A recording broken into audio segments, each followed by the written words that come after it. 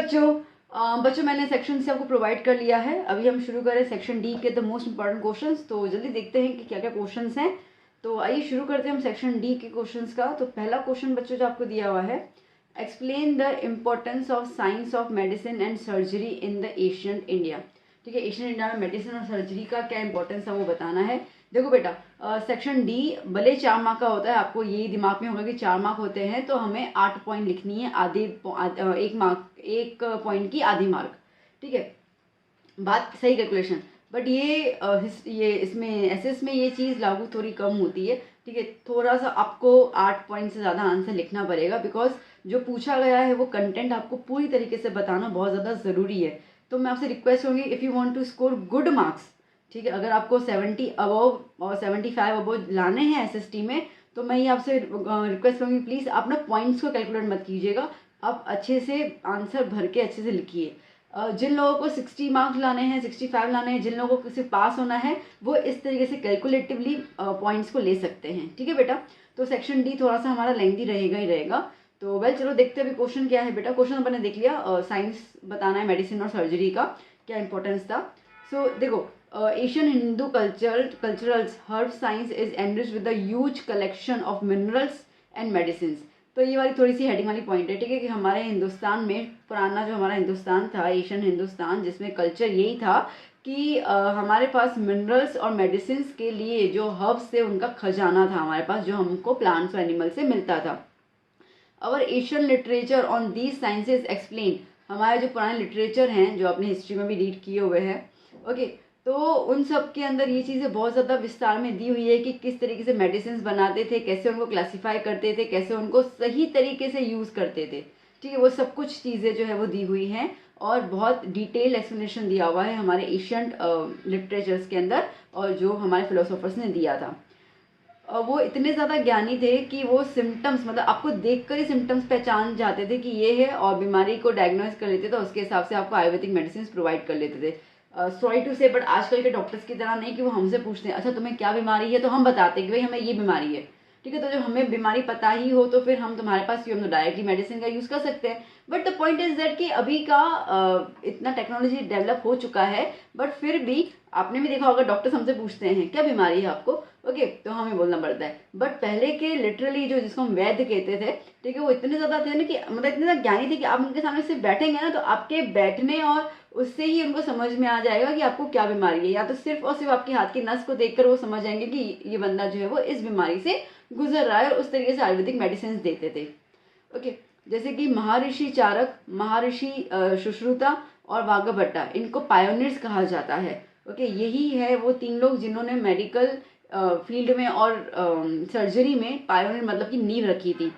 महर्षि चारक जी ने तो किताब लिखी थी चारक संहिता, ओके, जिसके अंदर 2000 जितने मेडिसिनल हर्ब्स की बात की थी। जैसे हम बोलते हैं तुलसी, ठीक है, जुकाम होता है तो तुलसी, ठीक है, अदरक आप उसका जूस बना लेते हैं अगर गला खराब होता है, तो these are the medical herbs, सीधी सीधी बात है। ठीक है, महर्षि सुश्रुता, उन्होंने एक किताब लिखी थी सुश्रुता संहिता, और जहाँ पे उन्होंने सर्जरी के लिए, ठीक है, सर्जरी के इंस्ट्रूमेंट्स क्या क्या होते हैं उस टाइम पे उन्होंने यूज़ करते थे और लिखे थे। The instruments were so sharp, ठीक है, मतलब वो इतने ज़्यादा शार्प होते that they could split a single into 2 parts vertically. मतलब ये था ना कि बिल्कुल आपने यूँ हल्के से यूँ किया ना, पटक, मतलब 2 स्प्लिट्स हो जाते थे उनके वर्टिकली, इतने ज़्यादा वो तीखे होते थे। वाग्भट्टा जी ने किताब लिखी थी वाग्भट्टा संहिता, और आजकल के डॉक्टर्स भी जब उनकी स्टडी होती है, अगर आपके आसपास कोई डॉक्टर हो तो आप ज़रूर उनसे पूछिएगा, ठीक है, उनको रेफरेंस के तौर पे ये किताब जो है वो यूज़ करनी पड़ती है।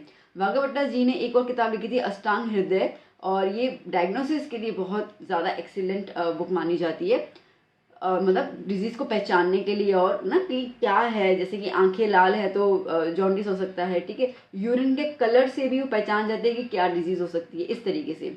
The Asian Indian doctors were so skilled, वो इतने ज़्यादा स्किलफुल थे कि वो सर्जरीज परफॉर्म करते थे, okay, they could stop the blood circulation using a special type of bowl shaped bandage. एक बैंडेज आता था यूँ बाउल शेप की तरह, वो लगा दिया, मतलब जहाँ पे सर्जरी करनी है वहाँ पे से वो लगा देते तो वहाँ पे ब्लड आना बंद हो जाता था, मतलब सिर्फ बैंडेज से उनका इस तरीके से सर्जरी किया जाता था उस टाइम पे।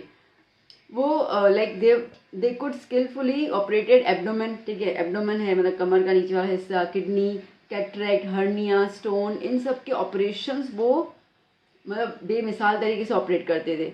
वो इतने ज़्यादा एक्सपर्ट थे कि लाइक अगर हम बोले ना कि जैसे युद्ध होता था पहले तो उसमें बोन्स वगैरह टूट जाने, क्रैक हो जाने, उतना पता ही है ना, युद्ध में तो कितनी हालत ख़राब होती है। तो वो बोन्स को किस तरीके से ज्वाइन करना है वो इतने ज़्यादा स्किलफुल थे। And even though they extract things pierced into the body skilfully and easily. मतलब ये ना कि मतलब अगर कुछ बॉडी के अंदर है तो वो कैसे बाहर कैसे, जैसे बोलते हैं कि भाई गोली या तीर लग गया तो तीर को कैसे स्किलफुली बाहर निकालते थे ताकि इंसान को दर्द भी ना हो ज़्यादा, ठीक है, उसको ज़िंदगी की लाइक जिंदा भी रहे। तो इतने ज़्यादा ज्ञानी थे। मतलब अगर मैं ये कहूँ ना तो जैसे कि सुश्रुता जी जो हैं, ओके, उनको हम लोग फादर ऑफ सर्जरी भी कहते हैं। उस टाइम ऐसे कहते थे कि भाई जैसे टीपू सुल्तान वगैरह का टाइम था और जब तब ना ऐसा हुआ कि युद्ध में जो हार जाता था तो उनकी नाक काट ली जाती थी, ठीक है। तो जब वो गांव जाएगा तो सबको पता जाएगा ये तो युद्ध में हारा हुआ इंसान है, तो उसको कोई भी पनाह नहीं देगा, ठीक है, हारे हुए इंसान से कौन बात करता है। तो लिटरली प्लास्टिक सर्जरी की मदद से वो उनको नाक चिपका के देते थे, ओके, और जैसे किसी को पता ही नहीं चले। जस्ट थिंक अबाउट दैट कि वो टाइम, ठीक है, कितना पुराना हम समय की बात कर रहे हैं।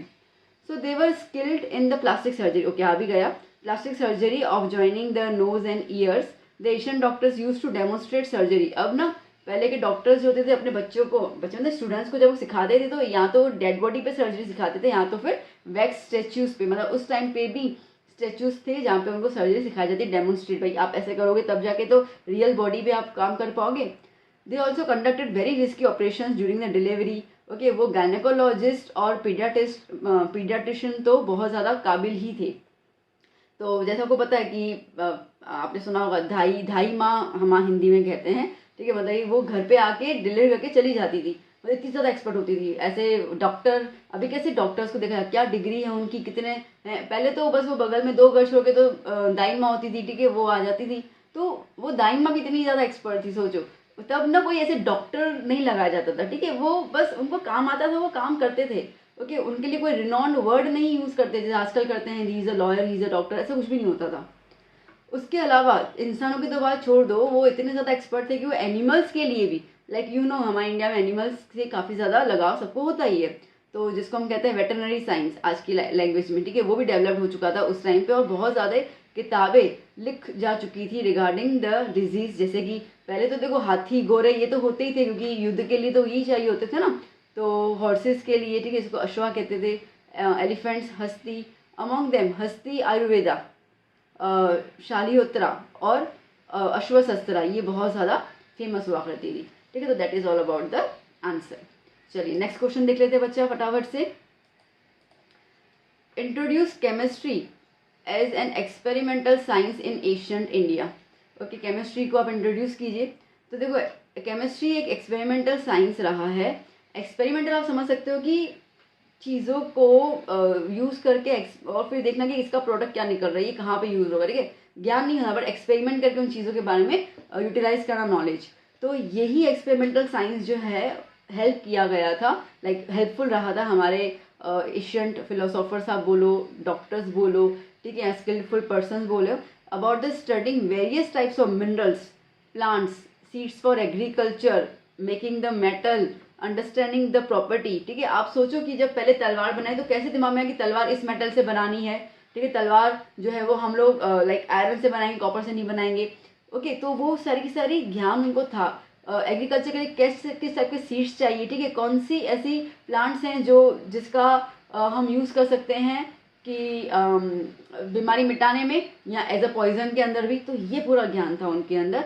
और देखो ये सब कुछ चीज़ें केमिस्ट्री में तो आती है, केमिस्ट्री मतलब केमिकल्स, ठीक है। तो हर एक प्लांट, हर एक एनिमल में केमिकल्स तो होता ही है, तो उसका पूरा ज्ञान लेना। और जिसके अंदर अगर हम बोलें तो सबसे ज़्यादा जो काम किया था जिन महापुरुष ने, उनका नाम है Acharya Nagarjuna. He was a learned Buddhist of Nalanda University. और कहा जाता है कि केमिस्ट्री की नींव रखने के पीछे, ओके, इन्हीं का ही हाथ है। मुझे पता है जब आप साइंस लर्न करते हो केमिस्ट्री नहीं बताओगे तो शायद आधे ज़्यादा लोग इनको बोलेंगे क्या तुमने रखा और हमारी ज़िंदगी बर्बाद करी। बट अगर आप उसको एज अ नॉलेजेबल सब्जेक्ट देखो ना तो you will gain lots of knowledge. Well, उसके बाद उन्होंने ये भी सजेस्ट किया था लोगों को कि एलोपैथिक मेडिसिन लेना खराब नहीं है, ठीक है। एलोपैथिक मेडिसिन हर्बल मेडिसिन के साथ अगर आप लेते हो तो आपकी बॉडी में बैलेंस भी रहेगा और जल्दी ठीक भी हो जाओगे। तो ही नेवर डिस्करेज कि नहीं एलोपैथी मेडिसिन नहीं लेनी है, बिकॉज वो वेस्टर्न कल्चर से आती थी, ठीक है। तो ऐसा नहीं था, उन्होंने कहा कि आप ले सकते हैं, बट साथ साथ में हर्बल भी साथ में रखें ताकि आपकी बॉडी को कोई डैमेज ना हो, साइड इफेक्ट ना हो। इट इज़ बिलीव दैट ये आचार्य नागार्जुना ही थे, ओके, जिन्होंने मर्क्यूरी का यूज़, ठीक है, मर्क्यूरी का यूज़ जो था वो मेडिसिन में किया था। And he wrote many books like रस रत्नागर, मतलब कि जूस, ठीक है, एंड आरोग्य मंजरी, ऐसी बहुत सारी किताबें उन्होंने लिखी थी। इनकी जो किताब है रस रत्नाकर, उनके अंदर तो उन्होंने बताया हुआ है कि कौन से जूसेस आपके लिए बहुत ज़्यादा उपयोगी है, जैसे महारस, उपरस, और ऐसे ऐसे भी जूस बताए जो पॉइजनस है, लाइक 10 टाइप्स ऑफ पॉइजनस, ठीक है। जैसे कि फॉर एग्जाम्पल कि हमें ये कहा जाता है कि भैया दही में आप नमक नहीं डालो, ठीक है। दही में अगर आप नमक डालोगे और खाओगे तो आपके लिए, आपकी बॉडी के लिए वो ज़्यादा पॉइजनस है, वो पॉइजन का काम करता है ना। शुगर डालोगे तो वो अच्छा है, एक एग्जाम्पल दे रही हूँ मैं, ठीक है। तो इस तरीके से उन्होंने बहुत सारी चीज़ें बताई कि कौन से जूसेस लेने चाहिए, कौन से नहीं लेने चाहिए, किस में आपको पॉइजन मिलेगा।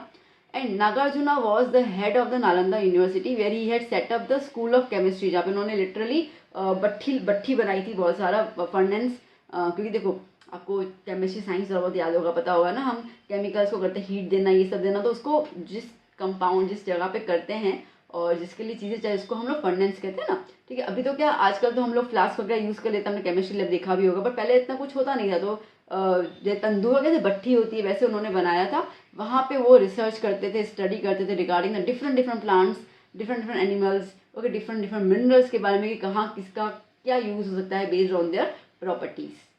ठीक है बेटा, क्लियर। चलिए शुरू करते हैं next question. Describe the progress made by the ancient India in the astronomy and astrology. Astronomy और एस्ट्रोलॉजी में इंडिया क्या क्या रोल था। तो सबसे पहले हम बात करते हैं एस्ट्रोनॉमी की, okay. Many works that is ग्रंथ, ठीक है, ऐसे लिटरली ग्रंथ बनाए गए हैं एस्ट्रोनॉमी के लिए, तो जो इंडिया में लिखे गए थे। Indian universities Asian universities of India did the systematic and deep study of the astronomy. देखो ये वाली जो लाइनें होती है ना, ठीक है, ये थोड़ी सी आप अपने साथ लिख सकते हो। आप ना मेन पॉइंट से फोकस करना, पूरा लर्न नहीं भी करना है मैम, हमसे रटाफिकेशन तो नहीं होता है, मत करो, बट एटलीस्ट जो की पॉइंट्स होते हैं ना उन पे बिल्कुल फोकस करो। बाकी चीज़ें तो आप आगे पीछे खुद भी लिख सकते हो, इतने तो हम लोग होशियार है, पूरे साल भर तो हमने स्टडी की है, तो इतना तो हमें पता ही है कि थोड़ा बहुत तो अपन मिर्च मसाला डाल ही सकते हैं इसके अंदर, ठीक है। तो चलो आगे शुरू करते हैं। Indian scholars studied planets and their movements, ठीक है, प्लैनेट्स कैसे मूव करते हैं उसके बारे में, कॉन्स्टिलेशंस के बारे में। कॉन्स्टिलेशंस का मतलब कि ग्रुप ऑफ स्टार्स, ठीक है। जब अभी जैसे गर्मी का टाइम है तो पूरा आसमान साफ होता है ना, ठीक है, तो अभी आपको स्टार्स देखेंगे, विंटर के टाइम में आपने बहुत सारा देखा होगा स्टार्स।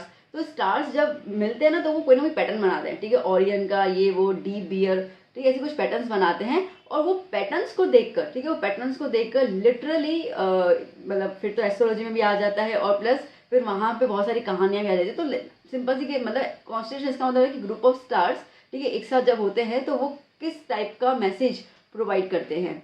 उसके अलावा बाकी सेलेस्टियल ऑब्जेक्ट्स जो बिल्कुल उनके बारे में बताया गया है विद द मैथमेटिकल कैलकुलेशन। ऐसे नहीं मन गलत चीज़ें बोल दी, literally they have the calculation, ठीक है, कि आज अगर पृथ्वी सूरज से इतनी दूरी पर है तो क्यों दूरी पर है, पृथ्वी को सबसे ज़्यादा इम्पोर्टेंस क्यों दिया गया है, क्यों पृथ्वी के ऊपर ही पानी भी मिलता है और ऑक्सीजन भी मिलता है, बाकी सब मतलब हर एक चीज़ के बारे में उन्होंने बताया हुआ है विद द कैलकुलेशंस। और इन्हीं कैलकुलेशंस के बेसिस पे ओके हमारी इंडिया ने एस्ट्रोनॉमी में न जाने कितने खिताब हासिल किए हैं। बहुत सारे प्रेडिक्शंस भी किए गए regarding the movement of the planets. And Aryabhatta ji ने फील्ड ऑफ एस्ट्रोनॉमी में तो बहुत रिमार्केबल कंट्रीब्यूशन दिया था, जिसकी वजह से इंडिया में जब पहला सैटेलाइट लॉन्च हुआ था तो उनका नाम रखा गया था, उसका नाम रखा गया था आर्यभट्टा। और उन्होंने ये भी डिक्लेयर किया था कि अर्थ rotates on its own axis, ठीक है, समझना।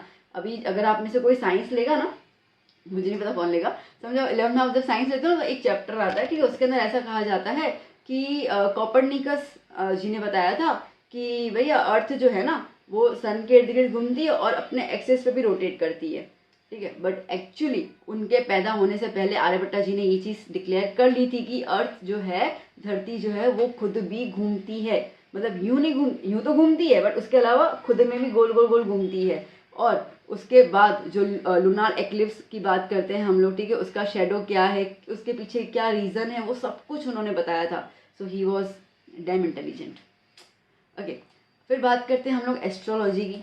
देखो एस्ट्रोलॉजी की हम बात करते हैं तो हमारे, अब एस्ट्रोलॉजी को आपको तो पता ही होगा, ठीक है, हमारे इंडिया में तो फिर इसका बहुत बहुत ज़्यादा यूज़ है, सब मानते ही हैं।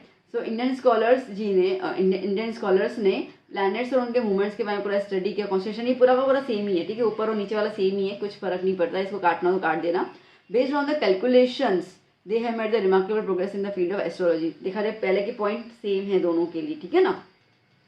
अब जो मेन पॉइंट है उस पर हम बात करते हैं, आ जाओ नेक्स्ट पॉइंट पे। One of the greatest astrologer and the astronomer, okay, वहा मिहिर, उन्होंने डिवाइड किया था एस्ट्रोलॉजी को, मेन ये वाली पॉइंट से शुरू होता है आपका आंसर, ठीक है। एस्ट्रोलॉजी डिवाइड किया था इन द 3 सेक्शंस, तंत्र, होरा और संहिता।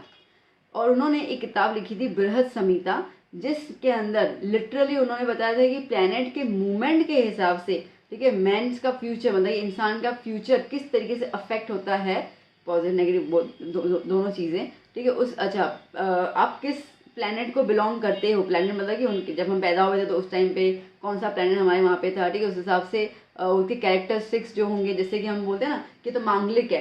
अब मांगलिक मतलब कि हम उस इंसान को मार्स जो प्लैनेट है उससे कंपेयर करते हैं, ठीक है, तो ये कहते हैं कि वो गुस्से वाला होगा, ये होगा, बोलते ही नहीं, ये सब चीज़ें तो आपने सुनी होगी, ठीक है, हर घर में इसकी चर्चा तो होती रहती है।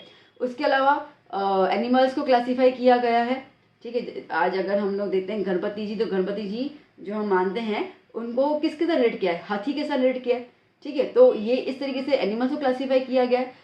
मैरिज का अब आपको पता है, कुंडली उंडली देखकर, ठीक है, कौन सा सही मुहूर्त है गृह प्रवेश का, शादी का, ये सब लोग बहुत ज़्यादा मानते हैं, ठीक है। कब, यहाँ तक कि ये भी करते हैं कि भाई कुआं कब खोदना है, गार्डनिंग कब करनी है, मतलब हर एक चीज़ का पहले तो लिटरली हर एक चीज़ के बारे में पंडित जी के पास आते हैं। अच्छा मैं एक सिंपल बताऊँ, इसमें नहीं है, ठीक है, ऐसे कहते थे कि जितने भी योद्धा पैदा हुए ना अपने यहाँ पर, ठीक है, जैसे कि पृथ्वीराज पैदा हुए, और इसमें क्या बोलते हैं हम लोग, एक रणवीर सिंह ने मूवी की थी जिसके अंदर पता नहीं मैं भूल गई, ठीक है, उनके अंदर ये चीज़ कही जाती थी, छत्रपति शिवाजी के बारे में भी कही जाती थी, ठीक है, कि उनकी जो मदर थी ना, मदर, ठीक है, तो वो लिटरली पंडित जी को बुलाते थे और कहती थी कि भाई मुझे वो मुहूर्त बताओ, ठीक है, जिसमें मेरा बच्चा जो है वो बहुत बड़ा योद्धा बने, ठीक है, या तो उसका बहुत बड़ा नाम हो।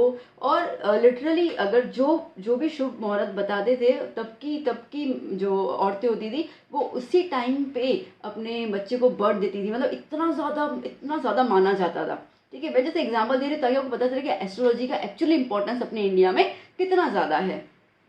शिवाजी, हाँ ठीक है ना, शिवाजी की मम्मी, उन्होंने भी ये किया था, छत्रपति शिवाजी, मैंने बता ही दिया शायद तक तो, ठीक है। अब बहुत सारी चीज़ें का दिमाग में घूमती रहती हैं। ओके, शुरू करते हैं अभी वास्तुशास्त्र, ठीक है, ये भी हमारे इंडिया में बहुत है, और बीच में टाइम आया था डिक्लाइन हो गया था, इतना सब लोग ना नहीं मानते थे, छोड़ो ना, बिकॉज वेस्टर्न कल्चर आ गया था ना, और अभी तो वेस्ट में भी ये चीज़ को बहुत मानने लग गए, तो हमारे इंडिया में फिर से वास्तुशास्त्र का चलन शुरू हो गया है।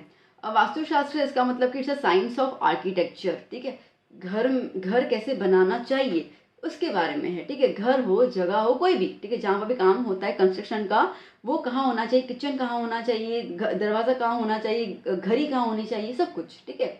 तो Asian India had made tremendous contribution in the Vastushastra, India's knowledge, ठीक है, इंडिया का नॉलेज और कंट्रीब्यूशन वास्तुशास्त्र में इतना ज़्यादा रिकॉग्नाइज्ड है कि बाहर की कंट्रीज भी, ठीक है, मतलब नमन करती हैं कि बाप रे इतना नॉलेज वास्तुशास्त्र में, और अभी तो वो उनको फॉलो करती हैं। कहते हैं कि ब्रह्मा, नारद, बृहस्पति, भृगु, वशिष्ठा एंड विश्वकर्मा, इन्होंने बहुत ज़्यादा कंट्रीब्यूशन दिया इन the field of Vastushastra.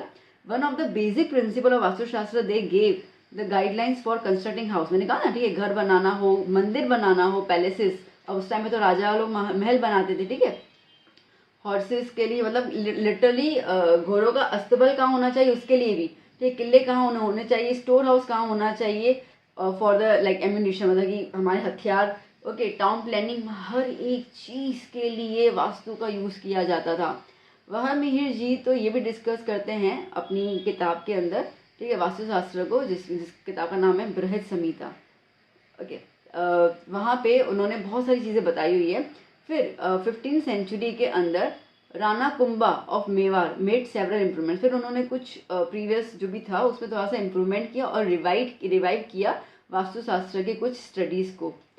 According to traditional believe Vishwakarma is considered as the first architect of God, ठीक है, ये माना जाता है कि विश्वकर्मा जो हैं वो आर्किटेक्ट ऑफ गॉड माने, मतलब विश्वकर्मा जी ने ही, ठीक है, ये सब चीज़ों की शुरुआत की थी।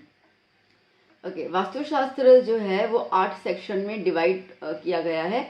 इन this sections he provided detail information related to vastu. अब बेसिकली पहले तो 3 सेक्शंस थे ना, ठीक है, अब जो थे उसके अंदर 3 सेक्शंस तो उसमें थे, मैं भूल गई, हाँ वो तो एस्ट्रोलॉजी में थे, हाँ तो आई एम करेक्ट। ओके, तो वास्तुशास्त्र को 8 सेक्शन में डिवाइड किया गया। इन सेक्शंस के अंदर पूरा का पूरा इन्फॉर्मेशन दिया गया है कि लोकेशन कैसे आपको सिलेक्ट करनी है। लोकेशन का मतलब क्या होता है, जैसे कि आप पहले तो ऐसे कोई फ्लैट्स वगैरह होते रहे थे, ठीक है, तो लोग अपने घर बनाते थे, तो भाई जो लैंड है ना वो स्क्वायर शेप में है, ट्रायंगल शेप में है, वो किस शेप में है, वो शेप अच्छा है कि नहीं है, वो होना चाहिए, ठीक है, स्ट्रक्चर कैसे बनाना है, हर एक चीज़ की प्लानिंग। ओके, उसके अलावा टेम्पल किस डायरेक्शन में आना चाहिए, ब्रह्म स्थान कहाँ होना चाहिए, डाइनिंग रूम कहाँ होना चाहिए, बेडरूम कहाँ, each and everything.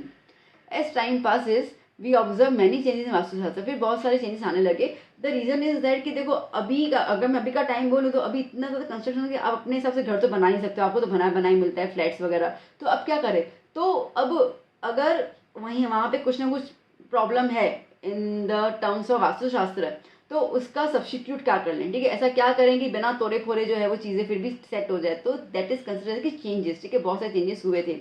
Earlier Vastushastra explained with the religious perspective in the east, okay, now it is looked at the scientific perspective. पहले तो ऐसा ही था कि अच्छा भाई ये तो लोग मानते हैं, ये मानते हैं, ऐसा करते हैं, बट उसके बाद, ठीक है, जब रिसर्चेस हुए तो इसके पीछे का साइंस भी पता चला कि नहीं, हमारे जो पूर्वज थे, जो इतने बड़े ज्ञानी थे, उन्होंने ऐसी चीज़ें नहीं बताई थी, literally they had the reason behind each and everything, ठीक है, तो that is about the Vastushastra. चलिए next, write a note on the progress of mathematics made in the Asian India, ठीक है, एशियन इंडिया में क्या क्या प्रोग्रेस हुआ था मैथमेटिक्स के अंदर, तो चलो देख लेते हैं फटाफट से। सो मैं सीधा मेन पॉइंट पे आ जाऊँ बच्चा। India some of the finest gifts to the world are the discovery of zero की डिस्कवरी हुई, डेसिमल सिस्टम आया, अलजबरा आया, theorem of Baudhayana, geometry and arithmetic, okay, ये बहुत सारी चीज़ें आई थी। आर्यभट्ट जी ने जीरो डिस्कवर किया था, ठीक है, where as the knowledge of writing the zeros, ठीक है, फिगर्स के बाद 1 के बाद 4 जीरो लगाने, 8 के बाद 4 जीरो लगाने, ये सब जो like figures were discover by the sage name the Gritsamad, उनके थ्रू ये चीज़ें पता चली थी। Asian Indian mathematicians gave the names of the numbers formed by placing up to 53 zeros after 1, समझ रहे, जैसे हम बोलते हैं ना 1 के पीछे 0 10, फिर 1 के पीछे 2 0 100, 1 के पीछे 3 0 1000, ठीक है, तो इस तरीके से 53 जीरोस लगाओ तब तक नाम उन्होंने दिया हुआ था, सोचो। Archaeologists found that the measuring and weighing instruments of Harappa and Mohenjo-daro used the decimal system, ठीक है, इतने पुराने टाइम पे भी डेसिमल सिस्टम होता था, ठीक है, डेसिमल सिस्टम वाला समझ गए ना, 1.5 किलो चाहिए, ठीक है, 1.25 किलो चाहिए उस टाइम पे, मतलब मेजरिंग वेट्स के हिसाब से, ठीक है।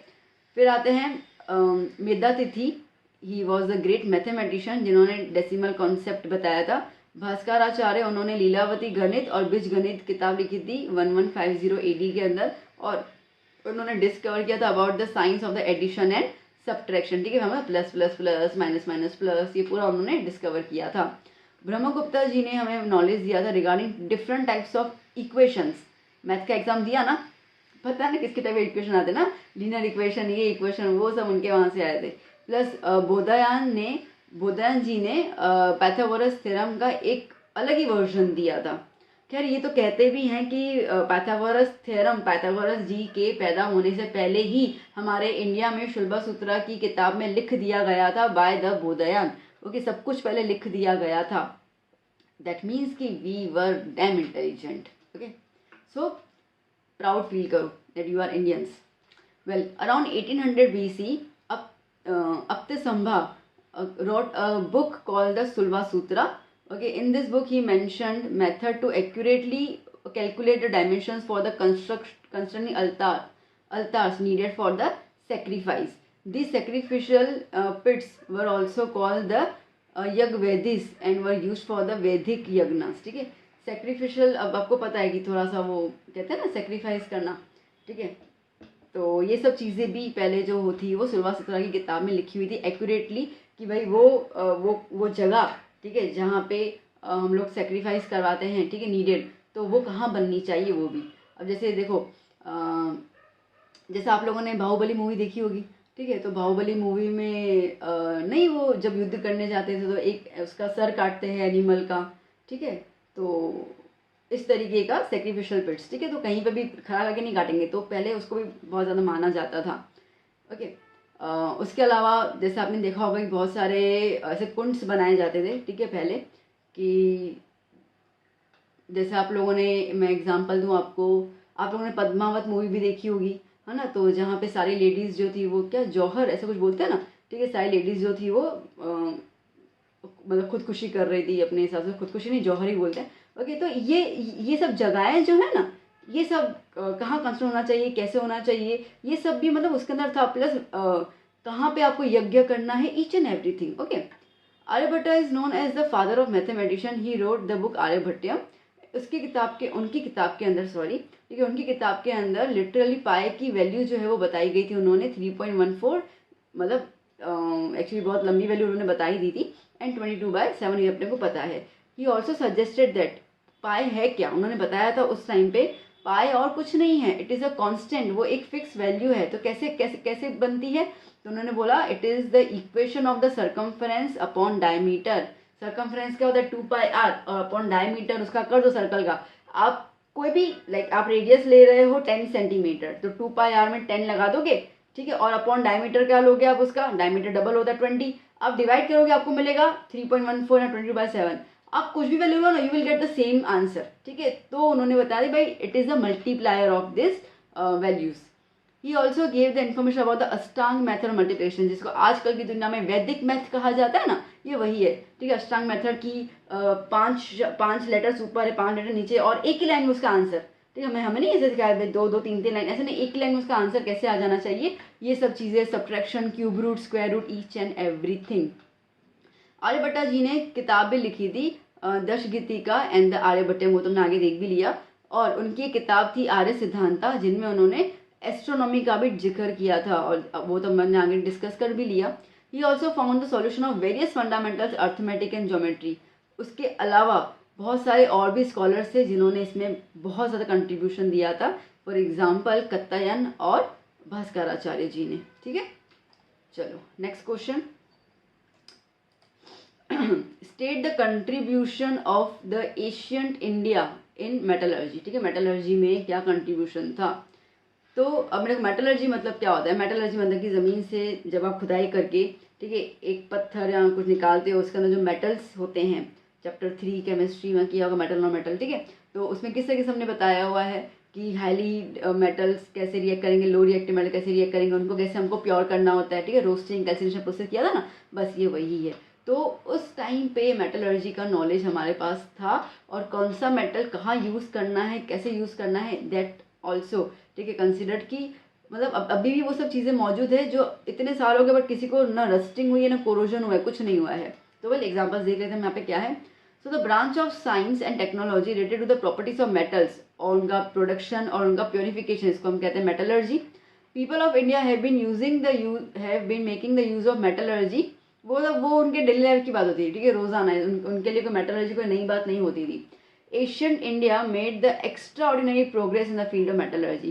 प्रूफ क्या है इसका, तो प्रूफ ये है दैट एक मेटलिक आइडल है, एक मूर्ति है मेटल से बनी हुई of a female dancer discovered from the Indian very civilization. आपको पता है सबसे पुरानी सिविलाइजेशन तो अपनी ही है। ठीक है, तो तब वहाँ से एक मूर्ति बरामद की गई थी। उसके अलावा मेटल स्टेचू ऑफ बुद्धा, ठीक है, जो खुशान पीरियड जो डायनेस्टी होती है ना वो एरा, ठीक है, उसमें मिला था, फाउंड एट द तक्षशिला, जो प्रूव करता है कि उस टाइम पे मेटल वर्क इतना ज़्यादा एक्सीलेंट तरीके से यूज़ किया जाता था। इवन तो बहुत सारी मूर्तियाँ आइडल्स जो है वो साउथ इंडिया में बनाई गई ड्यूरिंग द चोला पीरियड। सबसे ज़्यादा इंपॉर्टेंट अगर हम कहेंगे ना साउथ में, तो चोला पीरियड बहुत लंबा चला था। एंड उसके अलावा हम बात करते हैं नटराज की मेटल की स्टेच्यू। ठीक है, नटराज को पता है, वो जो डांसर्स होते हैं ना वो इनकी बहुत ज़्यादा पूजा करते हैं। आप जितने भी डांसर्स देखोगे ना तो उनके जो हॉल होता है जहाँ पर सिखाते हैं तो वो हमेशा पहले नटराज जी की मूर्ति रखते हैं। Nataraj is nothing but the dancing form of Shiva, ठीक है। शिव भगवान डांस करते हैं तो उनको नटराज कहते हैं, ठीक है। तो वो बहुत like it's a world famous at this, ठीक है। अब वो जो स्टैचू जो पहली बार जो पहली स्टैचू बनाई गई थी वो चेन्नई के म्यूजियम में रखी गई है। The museum has also the Asian statue of the Lord Rama the architect, ठीक है। लॉर्ड रामा जी का है जो बिल्कुल ऐसे तीर कमान चलाते हुए। Fine Asian metal artistic statues of god goddess birds animals betel nuts cutters, ये दीज आर द एग्जाम्पल्स कि हम लोग कितना ज़्यादा मेटल का use in the Asian time करते ही थे, ठीक है बेटा। चलिए नेक्स्ट क्वेश्चन शुरू करते हैं। क्या है next question? Describe the technical reforms in agriculture, ठीक है। एग्रीकल्चर में क्या क्या रिफॉर्म्स हो सकते हैं, टेक्निकली बात करते हैं।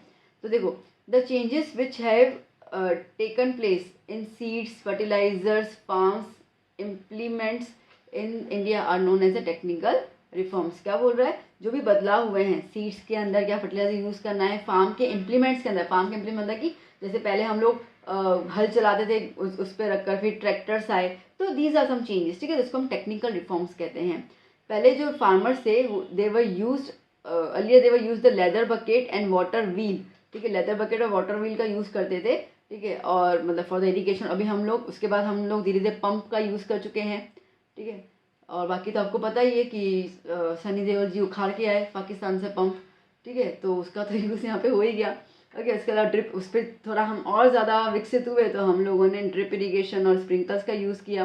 फर्टिलाइजर्स जैसे कि di ammonia phosphate DAP, nitrogen phosphorus potash, nitrogen phosphorus potash, NPK याद कर लेना, नाइट्रोजन फॉस्फोरस पोटेश, ठीक है। इनका यूज़ किया गया। बाकी और ज़्यादा बायो फर्टिलाइजर्स का यूज़ किया गया था और मतलब यूज़ किया जाता है। तो दीज आर द चेंजेस जिसकी वजह से एग्रीकल्चर प्रोडक्शन अच्छा हो।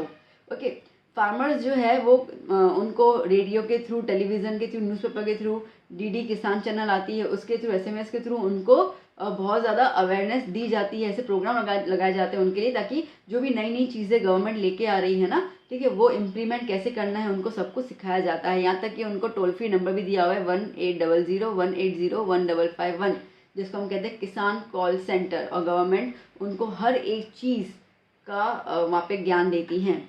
Even though government farm web portals, ठीक है, गवर्नमेंट की फार्म वेब पोर्टल बनाई गई है। ओके, आई खेरूत मतलब मैं खेरूत हूँ वो वाला मोबाइल ऐप बनाया गया है एग्री मार्केट, जहाँ पे उनको पूरा का नॉलेज मिल जाता है। न्यू एग्रीकल्चर रिसर्चेस और न्यू टेक्निक्स जो हैं वो फार्मर्स को सिखाई जाती हैं इन बाय द ग्राम सेवक, ठीक है। वहाँ ग्राम सेवक इंस्टीट्यूट बनाई गई है जो आए दिन मतलब समझो ना कि 2 महीने में एक बार ऐसे कुछ बना लेते हैं प्रोग्राम, जहाँ पे वो फार्मर्स को अवेयर करते हैं। A farmer training centre establish in every district headquarter wherein farmers are given the training, उनको ट्रेनिंग दी जाती है। Recent information guidance provided to the farmers, ये सब उनको मिल जाता है। एग्रीकल्चर यूनिवर्सिटीज़ और एग्रीकल्चर कॉलेजेस स्टैब्लिश किए गए हैं हर एक स्टेट के अंदर। तो स्पेशली अगर कोई ऐसा इंसान है जो फार्मिंग की बैकग्राउंड लेके आया है, तो अगर उसको फार्मिंग में ही इंटरेस्ट है, होना भी चाहिए, ठीक है, तो उनके लिए लिटरली अलग से कॉलेजेस वगैरह बनाए गए जहाँ पे उनको पूरा फार्मिंग का नॉलेज दिया जाएगा। And agriculture universities also establish at the Dantiwada, Junagadh, Anand, Navsari, Gujarat में ये है। ओके, बहुत सारे और बनाए गए यूनिवर्सिटीज़। उसके अलावा Indian council for the agriculture research ICAR और department of agriculture research and education DARE, ये नेशनल लेवल पे काम करते हैं। एक बंदा था, ठीक है, वो जैसे ड्रैगन फ्रूट करके एक आता है, आपने देखा होगा, ठीक है, पिंक कलर का। तो वो इंडिया में बहुत ज़्यादा यूज़ होने लगा, बहुत महंगा मिलता था। तो ऐसा था कि इतना महंगा मिल रहा है यार, ऐसा तो क्या है। तो एक लिटरली लड़का, ठीक है, जो बेसिकली उसका बैकग्राउंड खेती बाड़ी का ही था, तो उसने सोचा कि जब खेती बाड़ी है तो लिटरली उस लड़के ने अपनी एजुकेशन कंप्लीट की, जो भी शायद पोस्ट ग्रेजुएशन कंप्लीट किया इन द एग्रीकल्चर, और उसने देखा कि ये कैसे ग्रो करते हैं। तो वो जो ड्रैगन फ्रूट है वो उसने इंडिया में ग्रो किया। और अभी आप देखो, अगर आपको ध्यान हो तो पहले बहुत महंगा मिलता था, अभी नॉर्मल रेट में मिल जाता है, ठीक है, और आपको हर जगह अवेलेबल मिलेगा। और ऐसे करते करते ना 4000 करोड़ रुपीज़ का बिजनेस उसने किया था। तो कोई अगर बोले ना एग्रीकल्चर खेती बाड़ी, तो भैया पैसे उसमें ही बहुत है, ठीक है। आपको सिर्फ नॉलेज होना चाहिए कि किस तरीके से करना है, और ये नॉलेज कब मिलेगा, जब आप सही तरीके से एजुकेशन लोगे उसके अंदर भी। तो दिस इज सम न्यूज़ जो आपके शेयर करती हूँ। SST में अगर ऐसी कुछ लाइव न्यूज़ आती है तो थोड़ा मज़ा आता है पढ़ने में ना, बहुत बोरिंग होता है, मुझे पता है। ठीक है, तो इसके लिए मैं ट्राई कर रही हूँ कि आपको पता चले कि चीज़ें हो रही हैं हमारे आसपास, ये चीज़ें हो रही हैं और इन सब का इम्पोर्टेंस है। ठीक है, चलिए फिर हम देखते हैं नेक्स्ट क्वेश्चन, इंस्टीट्यूशनल रिफॉर्म। ठीक है, अब ऐसे कौन से इंस्टीट्यूट्स बनाए गए, ठीक है, एग्रीकल्चर सेक्टर के लिए। अब रिफॉर्म मतलब कि क्या क्या ऐसी चीज़ें पहले होती थी और उसको हटा दिया, ठीक है, नए लॉज और अमेंडमेंट्स लेके आई गवर्नमेंट। तो देखो अगर हम देखें यहाँ पर, the government has abolish the zamindari system, पहले तो उसको हटा दिया, क्योंकि मैं जमींदार हूँ, मैं सेठ हूँ, तो ऐसे करके वो किसानों पे अत्याचार करना, ठीक है, कोई जमींदार नहीं है तो निकल। तो इस तरीके से गवर्नमेंट ने वो सिस्टम हटा दिया और सारी की सारी ज़मीनें ऑलमोस्ट अपने नाम पे कर दी।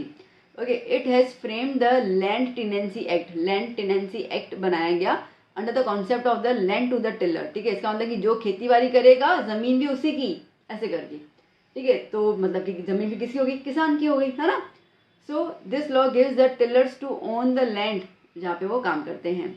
The disparity among the land owners has been remove by the land ceiling act. ठीक है, अब डिस्पैरिटी क्या होता है कि भैया इसको इतनी ज़मीन है, मेरे पास इतनी छोटी ज़मीन है, फिर वो कंपटीशन शुरू हो जाएगा, तो वो वाला भी हटा दिया। ठीक है, ऐसा कुछ नहीं है, जो भी है वो गवर्नमेंट प्रोवाइड करेगी। Farmers are given financial help, मतलब कि लिटरली मैं अगर आपको इसके अंदर बताऊँ तो गवर्नमेंट ने ऐसा किया कि कितने लोग हैं घर के अंदर जो किसान जो खेती बाड़ी करेंगे, भाई हम लोग ना 12 लोग जो खेती बाड़ी करेंगे, तो 12 लोग के हिसाब से ज़मीन तुम्हें इतने एकड़ की मिलेगी, ऐसे कर लिया था। ठीक है, इसमें आपको इतना डिटेल में नहीं दिया हुआ है, तो जस्ट थोड़ा मैंने बता दिया, तो उसको हम कहते हैं land ceiling act. Farmers are given financial help for the crop subsidies by the Kisan credit card बनाया गया उनके लिए। ओके, नेशनल कोऑपरेटिव और बैंक्स बनाए गए ताकि किसानों को अच्छे से कम रेट ऑफ इंटरेस्ट से पैसे दिए जा सके और उनको हेल्प की कर सकें हम लोग, क्योंकि ज़मींदार वगैरह जो होते थे सेठ, वो तो 10-10, 12-12, 15-15% लगाते थे, उनके ऊपर इंटरेस्ट लगाते थे, तो बेचारे वो बोलते हैं डेट ट्रैप में, ठीक है, कर्जे में इतने डूब जाते थे कि कभी कुछ उनको मिलता ही नहीं था। तो उन्होंने बोला कि नहीं, किसानों के साथ ऐसा नहीं होगा। Under the prime minister crop insurance scheme, मतलब कि प्रधानमंत्री फसल योजना, बीमा योजना, ठीक है, इसके अंदर अगर due to natural calamity farmer का कोई भी क्रॉप जो है वो खराब हो जाता है, तो देखिए कैसे हमें कैसे मिलता है LIC का बीमा।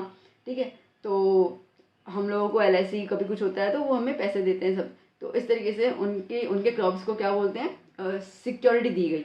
ठीक है, कि अगर कुछ खराबी होती है तो वो पूरा का पूरा जो खर्चा है वो गवर्नमेंट उठाएगी। तो इस तरीके से उनको फाइनेंशियल असिस्टेंस दिया गया फार्मर्स को, अगर क्रॉप फेल होते हैं due to the natural calamity. ठीक है, तो फ्लड्स और फेमाइंस अगर आता है तो उसके अंदर government has also developed a system to conduct open auction for the sale of the farm products. ठीक है, अब उन्होंने मार्केटिंग यार्ड्स बना दिए। ठीक है, बड़े बड़े से यार्ड्स बना दिए। यार्ड्स मतलब क्या होता है बेटा, कि एक बड़ी सी आप बोलो ना कि मैदान जैसा होता है।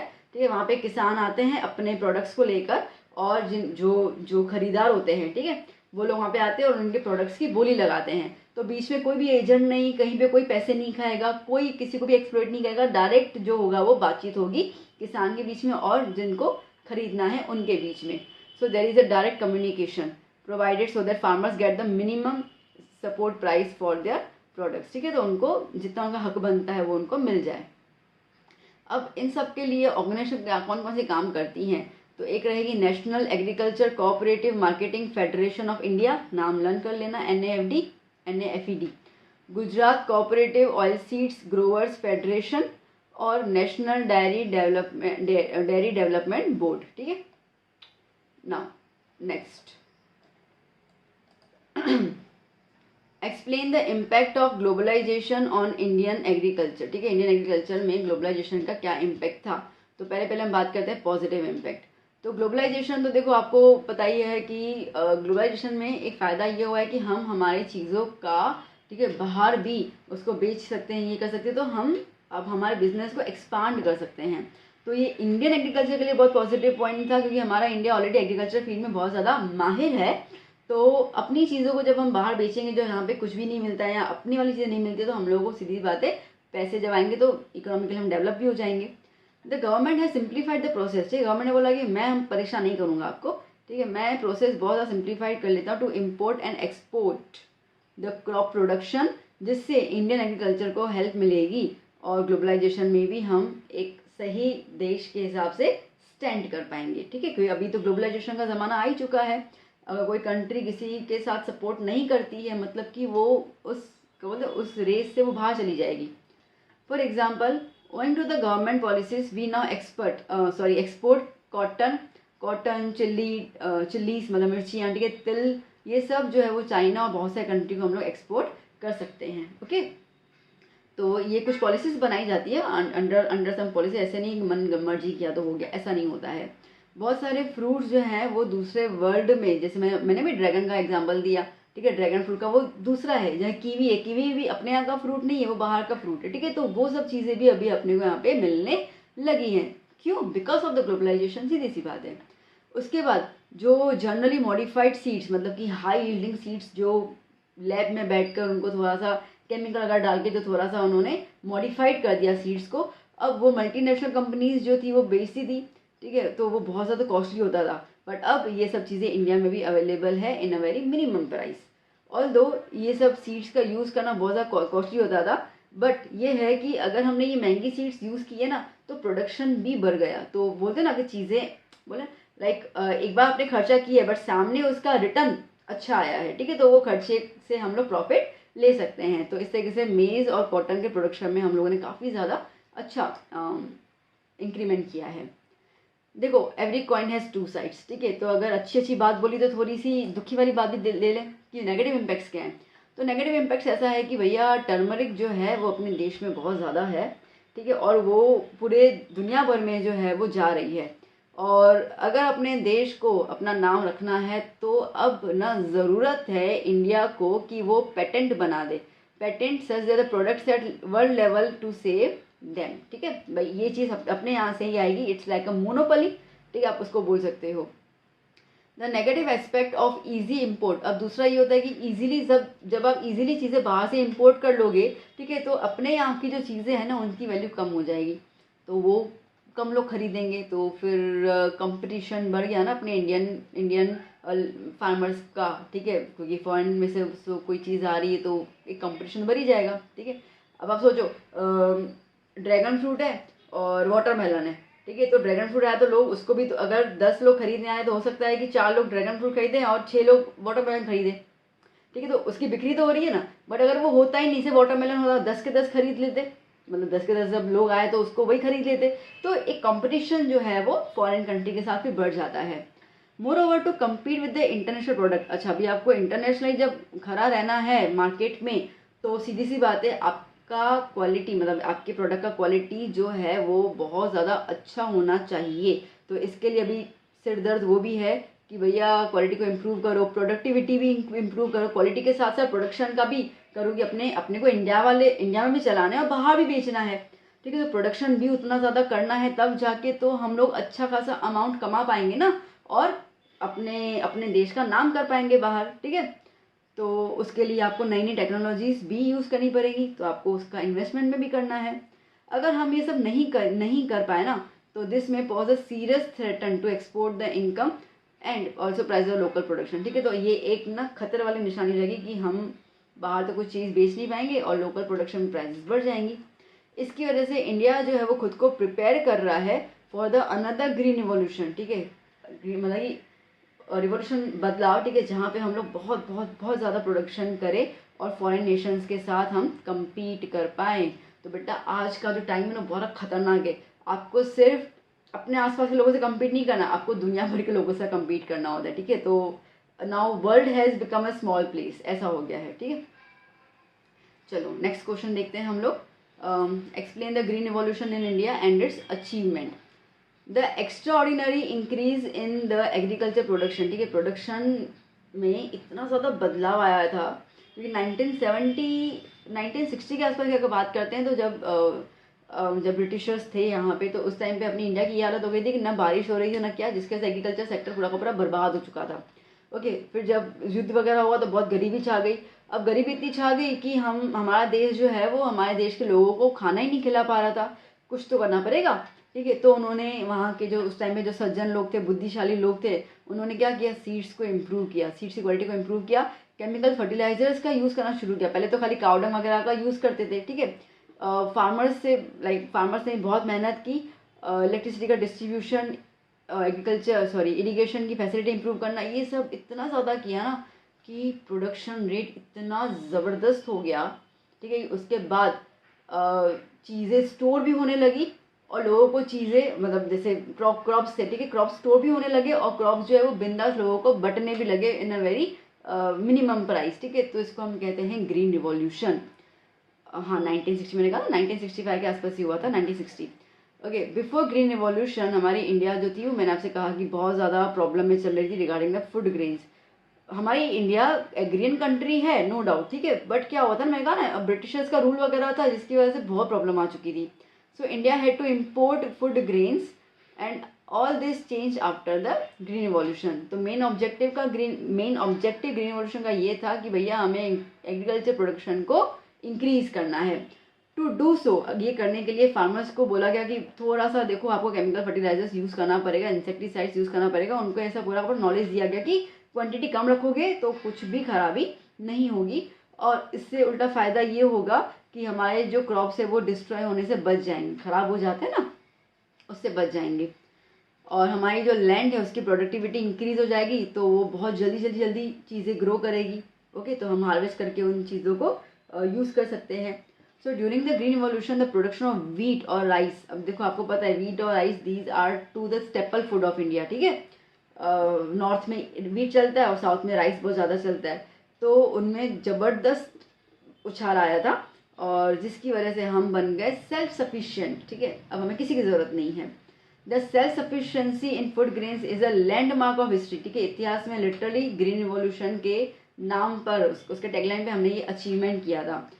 जहाँ पे एक टाइम था कि फेमिनाइन हमारे इंडिया में एक रेगुलर प्रॉब्लम थी जिसमें हर किसान बेचारा घबराता था कि बस इस बार भगवान जी बारिश दे दो, मतलब भगवान से बस बारिश की ही प्रार्थना की जाती थी। एक टेरर हो गया था। ठीक है, ग्रीन रिवॉल्यूशन के बाद ये डर खत्म हो गया किसानों से।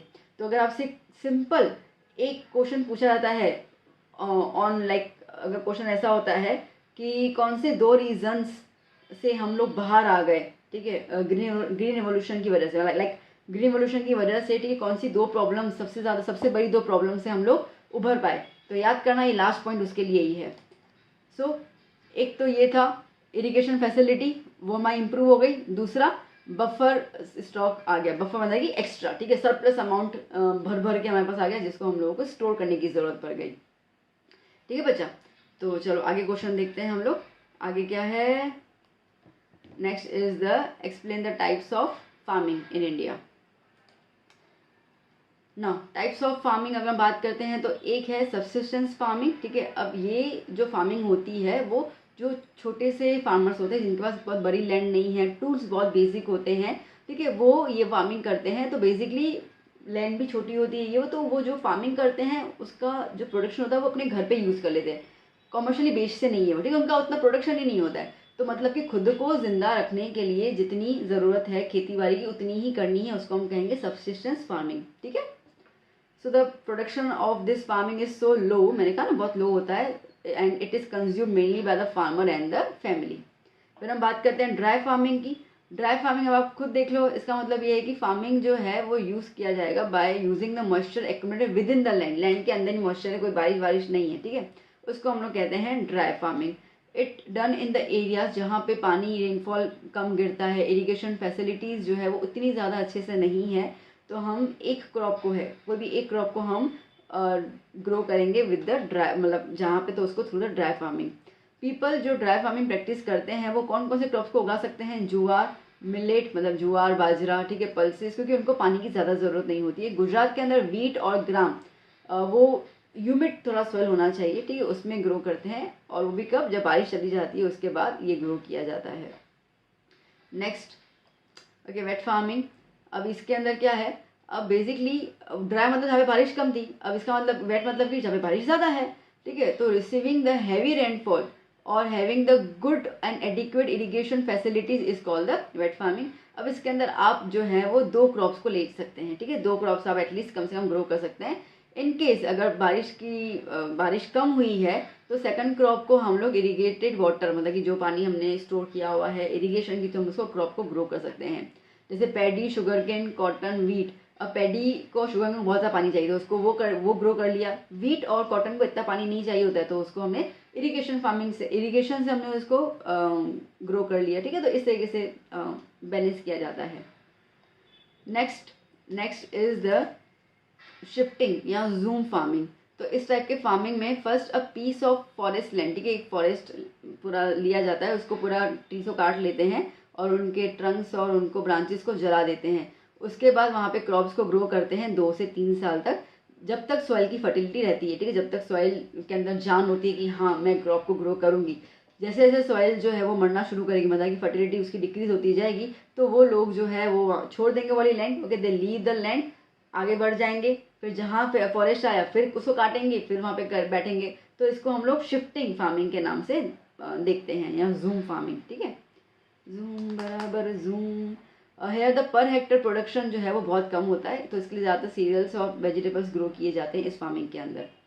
फिर हम बात करते हैं प्लांटेशन फार्मिंग या plantation agriculture. It means farming of the tree और बुशेस, ठीक है, ट्रीज को ग्रो करना। इसमें capital, technology, knowledge, good fertiliser, irrigation facility, managerial skills, ये सब चीज़ें बहुत ज़्यादा ज़रूरी है, उसका ज्ञान होना बहुत ज़्यादा ज़रूरी है। It takes long time to grow plantation crops, ठीक है, प्लांटेशन क्रॉप्स में काफ़ी ज़्यादा समय लग जाता है उसको, और उनको बहुत ज़्यादा देखभाल की ज़रूरत होती है। वो चैप्टर क्या था ना, प्रांजोल और राजवीर वाला, ठीक है, वही है। तो rubber, T, coffee, Coca, spices, coconut, Apple, mango, ये कुछ हैं, आंवला वगैरह, ये ऑलमोस्ट हिली एरियाज पे ग्रो किए जाते हैं थ्रू द प्लांटेशन एग्रीकल्चर, ठीक है। Now next is the intensive farming. Intensive farming मतलब देखो, इंटेंसिव का वर्ड सीधा बताओ कॉमर्शियल, ठीक है। तो आप अगर कोई फार्मिंग कर रहे हो जिसको आपको पता है कि मुझे इसको बेचना है, पैसे कमाने हैं, तो that is the intensive farming. अब पैसे कमाने हैं तो आप ज़्यादा प्रोडक्शन करोगे, ज़्यादा प्रोडक्शन के लिए आप न्यू टेक्नोलॉजी यूज़ करोगे, ठीक है। तो टूल्स हो गए, प्रॉपर इरिगेशन आ गया, फर्टिलाइजर आ गए, पेस्टिसाइड्स हो गए, ये सब आप करोगे, और उसके अंदर आप ज़्यादातर पैसे हमें ज़्यादा मिलते हैं इन द कैश क्रॉप्स। तो कॉटन, टोबैको, रबर, ऐसे कुछ ग्रो आप करोगे क्रॉप्स को। Due to the intensive farming our per hectare production, ठीक है, अभी like and nets on area has increase drastically. यहाँ पर इकोनॉमिक रिटर्न बहुत अच्छा होता है, इसके लिए इसको हम कमर्शियल फार्मिंग भी बोलते हैं, ठीक है बेटा। चलो next question. The causes of poverty. Now poverty, गरीबी के क्या क्या रीजंस हैं, ठीक है। तो देखो, पहली बात तो सीधा सीधा है कि हमारा एग्रीकल्चर सेक्टर मेन है। अब उसकी इनकम में कमी आएगी तो गरीबी तो आने वाली है, ठीक है। इसके लिए अगर आप कभी किसी किसान को आप किसान के बारे में सोचोगे ना, किसान विजुअलाइज, तो आपको गरीब इंसान नजर आएगा। अभी ऐसा नहीं है, ठीक है, बट रहता है इस चीज़ का दिमाग में, बिकॉज कि भाई इतना ज़्यादा डेवलपमेंट एग्रीकल्चर की फील्ड में नहीं हुआ है, इरिगेशन फैसिलिटीज़ नहीं अगर प्रोवाइडेड है उनको सही तरीके से, तो सीधी बात है वो इतना ग्रो ही नहीं कर पाएगा कि पैसे कमा पाएगा। उसके अलावा हमारे इंडिया के अंदर गरीबी आने का दूसरा रीज़न ये था कि हमें खेती बाड़ी के अलावा कुछ आता ही नहीं था, ठीक है। तो lack of alternative employment apart from the farming, ठीक है, फार्मिंग के अलावा कोई और हमें काम ही नहीं आ रहा है। उसके अलावा रूरल एरियाज में स्पेशल बात करें तो कोई खास नॉलेज नहीं, एजुकेशन नहीं, स्किल्स नहीं, तो उनको कोई जॉब नहीं मिल रही, ठीक है, कुछ नहीं है, तो गरीबी तो आनी है। Due to the ignoring necessity and the economic welfare for of the poorest, okay. अब बेसिकली सोसाइटी में भी क्या हो गया, सोसाइटी में इकोनॉमिक पॉलिसीज़ को बनाने के दौरान, ठीक है, उनका यही था कि इंडस्ट्री को ग्रो करना है, ये ग्रो करना है, तो उन्होंने मतलब जो उस टाइम पे जो हमारी देश जो चलाने वाले थे, उन्होंने इन सब चीज़ों को इग्नोर कर लिया कि जो असेंशियल चीज़ें हैं उसको भी तो हमें संभालना पड़ेगा ना, ठीक है। तो अब मेरी बात समझे, जैसे कि इंडस्ट्रीज ग्रो कर ली बट एग्रीकल्चर में ध्यान दिया ही नहीं, जबकि हमारे देश में ज़्यादातर लोग तो किसान हैं, उनको खेती बाड़ी करने आती है, बट उनको इंडस्ट्री में मशीन चलाने नहीं आती है। तो उनको इंडस्ट्री जब बनाई गई तो उनको लोग नहीं मिल रहे काम करने के लिए, और जो लोग वेले बैठे हुए उनको काम नहीं है एग्रीकल्चर, क्योंकि गवर्नमेंट ने उसको कुछ काम नहीं किया, तो इसके लिए गरीबी छा गई। Poor people are become victims of, अब बेटा जब पैसे ही नहीं होंगे तो माल न्यूट्रिशन तो होगा ही ना, वो तो होने ही वाला है ना, सीधी सी बात है। डिजीज़ फैलेंगी, ठीक है, डिजीज़ फैलेंगी तो अब इतना एक्सपेंसिव मेडिकल ट्रीटमेंट वो अफोर्ड ही नहीं कर पाएंगे, ठीक है। और बहुत सारी डिजीज आपको पता है कम्युनिकेबल होती है, एक इंसान बीमार हो तो दूसरा, तो पूरी आसपास की जो पूरी एरिया है वो लोग जो है वो ग्रस्त हो जाएंगे बीमारी से। टेक्नोलॉजी में चेंज होने के कारण, due to change in technology, traditional business, अब जैसे बहुत सारे लोग होते हैं उनको अपना जो पूर्वजों के खानदान का जो बिजनेस होता है ना वही उनको करने आता है। कॉटेज इंडस्ट्री, छोटी इंडस्ट्रीज जो थी वो डिस्ट्रॉय होती गई, क्योंकि टेक्नोलॉजी आ गई तो उनको वो चीज़ें पता ही नहीं है उसको कैसे यूज़ करना है, ठीक है। तो इस तरीके से अनएम्प्लॉयमेंट जो है वो इंक्रीज हो गया। इसका मैं छोटा सा एग्जांपल दूँ, आप शायद रिलेट कर लोगे। जैसे कि कोविड जब आया था, ठीक है, तो अब जो टीचर्स जैसे कि 50-55 ईयर वाले जो टीचर थे जो भी स्कूल में पढ़ाते थे, उनको चौक और बोर्ड से लिखना आता था, ठीक है। उनको वो समझ ही नहीं पाया कि कैसे मैं पीपीटी कैसे बनानी होती है, ठीक है, कैसे हम लेक्चर्स लेंगे। तो वो ऑनलाइन को ज़्यादा वो कर ही नहीं पाए, ठीक है, उसके साथ मैच ही नहीं कर पाए अपने को। तो उनको जैसे स्कूल्स हैं, कॉलेजेस हैं, उनमें से उनको कहा गया कि सॉरी अभी तो हम आपको नहीं रख सकते बिकॉज आपको ये नहीं आ रहा और अभी समय आ गए टेक्नोलॉजी का। तो वो सारे के टीचर्स क्या हो गई, अनएम्प्लॉयड हो गई ना, ठीक है। तो इस तरीके से रहता है। So there was an increase in the population growth, ठीक है, पॉपुलेशन ग्रोथ ज़्यादा होना, डेथ रेट कम होना, लाइफ स्पेन ज़्यादा हो जाना, तो ये भी रीज़न है अनएम्प्लॉयड की, ठीक है। इतने ज़्यादा लोग भरे पड़े हैं, नौकरियां और काम क्वांटिटी कम है ना। जैसे कि आज आप देखो 700 सीट्स होती हैं, समझो पुलिस का एग्ज़ाम देना है और 700 सीट्स है, उसके लिए 7 लाख लोग एग्ज़ाम देते हैं, समझ रहे हो। तो 700 महज चलो 7,000 ले लो, तो 7,000 सीट्स के लिए 7 लाख लोग एग्ज़ाम दे रहे हैं, तो सोचो अनएम्प्लॉयमेंट, ठीक है, क्या हो सकती है फिर। The supply of labour has increase manifold and however the employment opportunities भी, अभी लोग नवरे बैठे हुए हैं वेले, तो वो बोल रहे हैं कि हमको काम दो काम दो, तो लेबर तो बहुत ज़्यादा है बट इतना ग्रोथ इंडस्ट्री में हुआ थोड़ी है कि उनको कोई रख पाएगा, ठीक है। अगेन तो ये भी एक है कि पॉवर्टी ट्रिगर हो रही है इसकी वजह से, क्योंकि कुछ कमाई नहीं है। Purchasing power of the people, अब जब पैसे नहीं होंगे तो कौन क्या खरीदेगा, कुछ नहीं खरीदेगा, मार्केट में पैसा घूमेगा ही नहीं, ठीक है, जिसकी वजह से लोगों का जो स्टैंडर्ड ऑफ लिविंग है वो डिटोराइट मतलब कि कम होने लगेगा। और ये रिफ्लेक्ट करता है कि इंडिया जो है वो एक पुअर कंट्री है, ठीक है, थी, अभी तो नहीं है। चलो next question. The roots of poverty in India are much deeper in rural areas, ये कहा गया है कि पॉवर्टी जो है वो आपको रूरल एरियाज में ज़्यादा दिखेगी रेदर देन द सिटीज़। तो आप क्या इसके लिए रीजंस बताओगे। तो देखो जब 11th ईयर प्लान 11th का 5 ईयर प्लान 11th वाला मतलब होता है ना कि भाई पहली साल किया हमने, 5 साल का प्लान किया, अभी 5 साल में हम यही चीज़ें करेंगे, तो ऐसे 11th टाइम जो 5 ईयर प्लान सजेस्ट हुआ था 2007 से 12 का जो प्लान था, उसमें इंडिया को लगा कि यार हमने तो गलती कर ली है, हम तो खाली शहर शहर शहर कर रहे हैं, गांव तो हमने निगलेक्ट कर लिया, हमसे हमारे तो प्लान से गांव निकल ही गए हैं। तो since a majority of people live in villages, तब इंडिया को रियलाइज हुआ कि हमारा प्राइम इम्पोर्टेंस तो शहर को डेवलप करना नहीं, वो तो ऑलरेडी डेवलप्ड है, हमें हमारा प्राइम इम्पोर्टेंस है रूरल एरियाज को डेवलप करना।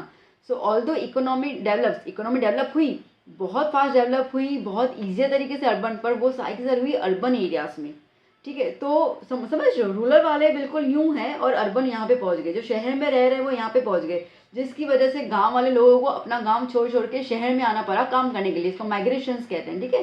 तो वो होने लगा। Villages are the heart of Indian economy, और उसको अलाइव और प्रॉस्परस रखने के लिए, ठीक है, अब उसके पता चला कि नहीं हमें कुछ पैसा विलेजेस पे भी खर्च करना पड़ेगा। उसके बाद large part of budget had been spend after them. Okay, India also realise कि रियल इकोनॉमिक डेवलपमेंट अगर आपको करना है, सोशल डेवलपमेंट करना है और कल्चर डेवलपमेंट करना है, तो आप ये सब चीज़ें सिर्फ और सिर्फ विलेजेस को डेवलप करने के बाद ही कर सकते हो। ये रियलाइजेशन के बाद, ठीक है, India launch the programmes like Gramodaya से भारत उदय, ठीक है, ग्राम मतलब कि विलेज, ठीक है, तो विलेज अगर उदय होगा मतलब विलेज अगर राइज होगा तो देश भी राइज होगा। Okay, that means the upliftment of the village. To make this dream a reality, ये सपने को हकीकत में बदलने के लिए गवर्नमेंट ने बहुत सारे स्ट्रेटेजीज अपने बदले, ताकि रूरल एरियाज के जो लोग हैं उनकी लाइफ को इम्प्रूव कर पाए और पॉवर्टी उनके वहाँ से निकाल दी जाए। For this it started development of agriculture sector, cotton industries, small scale industries, construction workers in villages, बहुत सारी चीज़ें डेवलप की गई। And the thought of the government is that कि employment at the village level is increased, और poverty जो होगा वो कम कर सकते हैं हम लोग, ठीक है बेटा। चलिए next question. Now what is poverty, describe the government's effort to uplift the lives of the poor, ठीक है। तो गवर्नमेंट ने क्या क्या ऐसे काम किए हैं जिसकी वजह से पुअर की लाइफ जो है वो बदलने की कोशिश की है। तो चलो देखते हैं पॉवर्टी का मतलब क्या होता है। तो पॉवर्टी का सिंपल सा मतलब यही है कि भैया लार्ज नंबर ऑफ पीपल, ठीक है, वो लोग जो अपनी बेसिक नेसेसिटीज़ को भी फुलफिल नहीं कर पाते, ठीक है, रोटी कपड़ा मकान नहीं कर पाते, तो उनको हम लोग क्या बोलेंगे, पुअर बोलेंगे, है ना। मेन रीज़न जो है पॉवर्टी का वो क्या है, आप खुद सोच लो ना, अनएम्प्लॉयमेंट, ठीक है। तो अब मेन रीज़न ये क्यों है, क्योंकि जो यूथ है, ठीक है, जो एजुकेटेड यूथ है, जो पढ़ लिख के बैठा हुआ है, डिग्रियां हैं उसके पास, और वही ये चैलेंज जो है वो फेस कर रहा है कि उनके पास डिग्रियां हैं बट वो काम नहीं कर पा रहे हैं, जिसकी वजह से उनका अपने जो ना, अब होता है ना कि इतनी डिग्री लेके बैठा हूँ, क्या है, कुछ काम तो मिल नहीं रहा मेरे को, तो उनका स्टडीज से इंटरेस्ट चला गया, नेगेटिव इफेक्ट आ गया सोशल में, और मेंटल कंडीशन भी ख़राब होने लगी, जिसकी वजह से ना क्राइम वगैरह बढ़ जाना, ये सब होने लगा। तो गवर्नमेंट ने अब सोचा कि भैया अनएम्प्लॉयमेंट रिमूव करना पड़ेगा, वरना तो बड़ा प्रॉब्लम आ जाएगा। तो अब गवर्नमेंट ने क्या क्या एफर्ट्स लगाए। सो गवर्नमेंट ने कैपिटल इन्वेस्टमेंट बढ़ा दिया और अपॉर्चुनिटी लाई एम्प्लॉयमेंट का, ठीक है, काम देने का, भाई चलो काम हम दे रहे हैं तुमको, ठीक है, तो वो अपॉर्चुनिटी लेके आए। नए फील्ड ओपन किए फॉर द बैलेंस इकोनॉमी, जैसे कि एग्रीकल्चर सेक्टर तो है ही, ठीक है, इन एग्रीकल्चर सेक्टर के अंदर small and house hold industries के अंदर, कॉटेज इंडस्ट्रीज़ के अंदर उन्होंने कुछ उन्होंने रिफॉर्म्स किए, ताकि वो वाले जो चीज़ें छूट गई ना हमसे इंडस्ट्री बनाने चक्कर में, उनको भी अभी आगे लेके आना है। Okay, increase employment, government has started giving economic help, ठीक है, इकोनॉमिक हेल्प, एजुकेशन के लोन देना, ट्रेनिंग सेंटर्स ओपन करना अलग अलग स्कीम्स के अंडर, ताकि लोग जो है वो स्किल्डफुल हो जाए, ट्रेंड हो जाए। ग्रामोद्योग, सॉरी ग्रामोद्योग, हैंडलूम, हैंडीक्राफ्ट, ये जो स्किल्ड लोग थे ना, ठीक है, जो अच्छे से वीविंग करते थे, बुनाई करते थे, ये सब करते थे, जो बेचारे मशीनों के आने के बाद वो हो गए कि अभी हम क्या करें, हम हमारी कोई चीज़ें लेते ही नहीं है, ठीक है, तो उनकी चीज़ों का लिटरली प्रोडक्शन ग्रो किया गया कि नहीं आपकी चीज़ें भी उतनी इंपॉर्टेंट हैं, ऐसे करके। एनकरेजिंग पॉलिसीज, ठीक है, पॉलिसीज बनाई गई जो अलग अलग स्कीम्स के थ्रू उनको दिया गया। More people may be employed in rural areas by less investment, ठीक है, कम इन्वेस्टमेंट करके उनको ज़्यादा काम देने की कोशिश की गई। One crop may be taken from the field in order to remove the unemployment. Activities जैसे agriculture, poultry, fishery, cattle farming, ये सब प्रोग्राम्स जो हैं वो लगाए गए। इवन दो एफर्ट्स, भाई ये जंगल है, कट चुका है, अभी तुम इस पर ट्रीज लगाओ, तो ये एक तरीके का क्या हो गया, काम दिया उनको, ठीक है।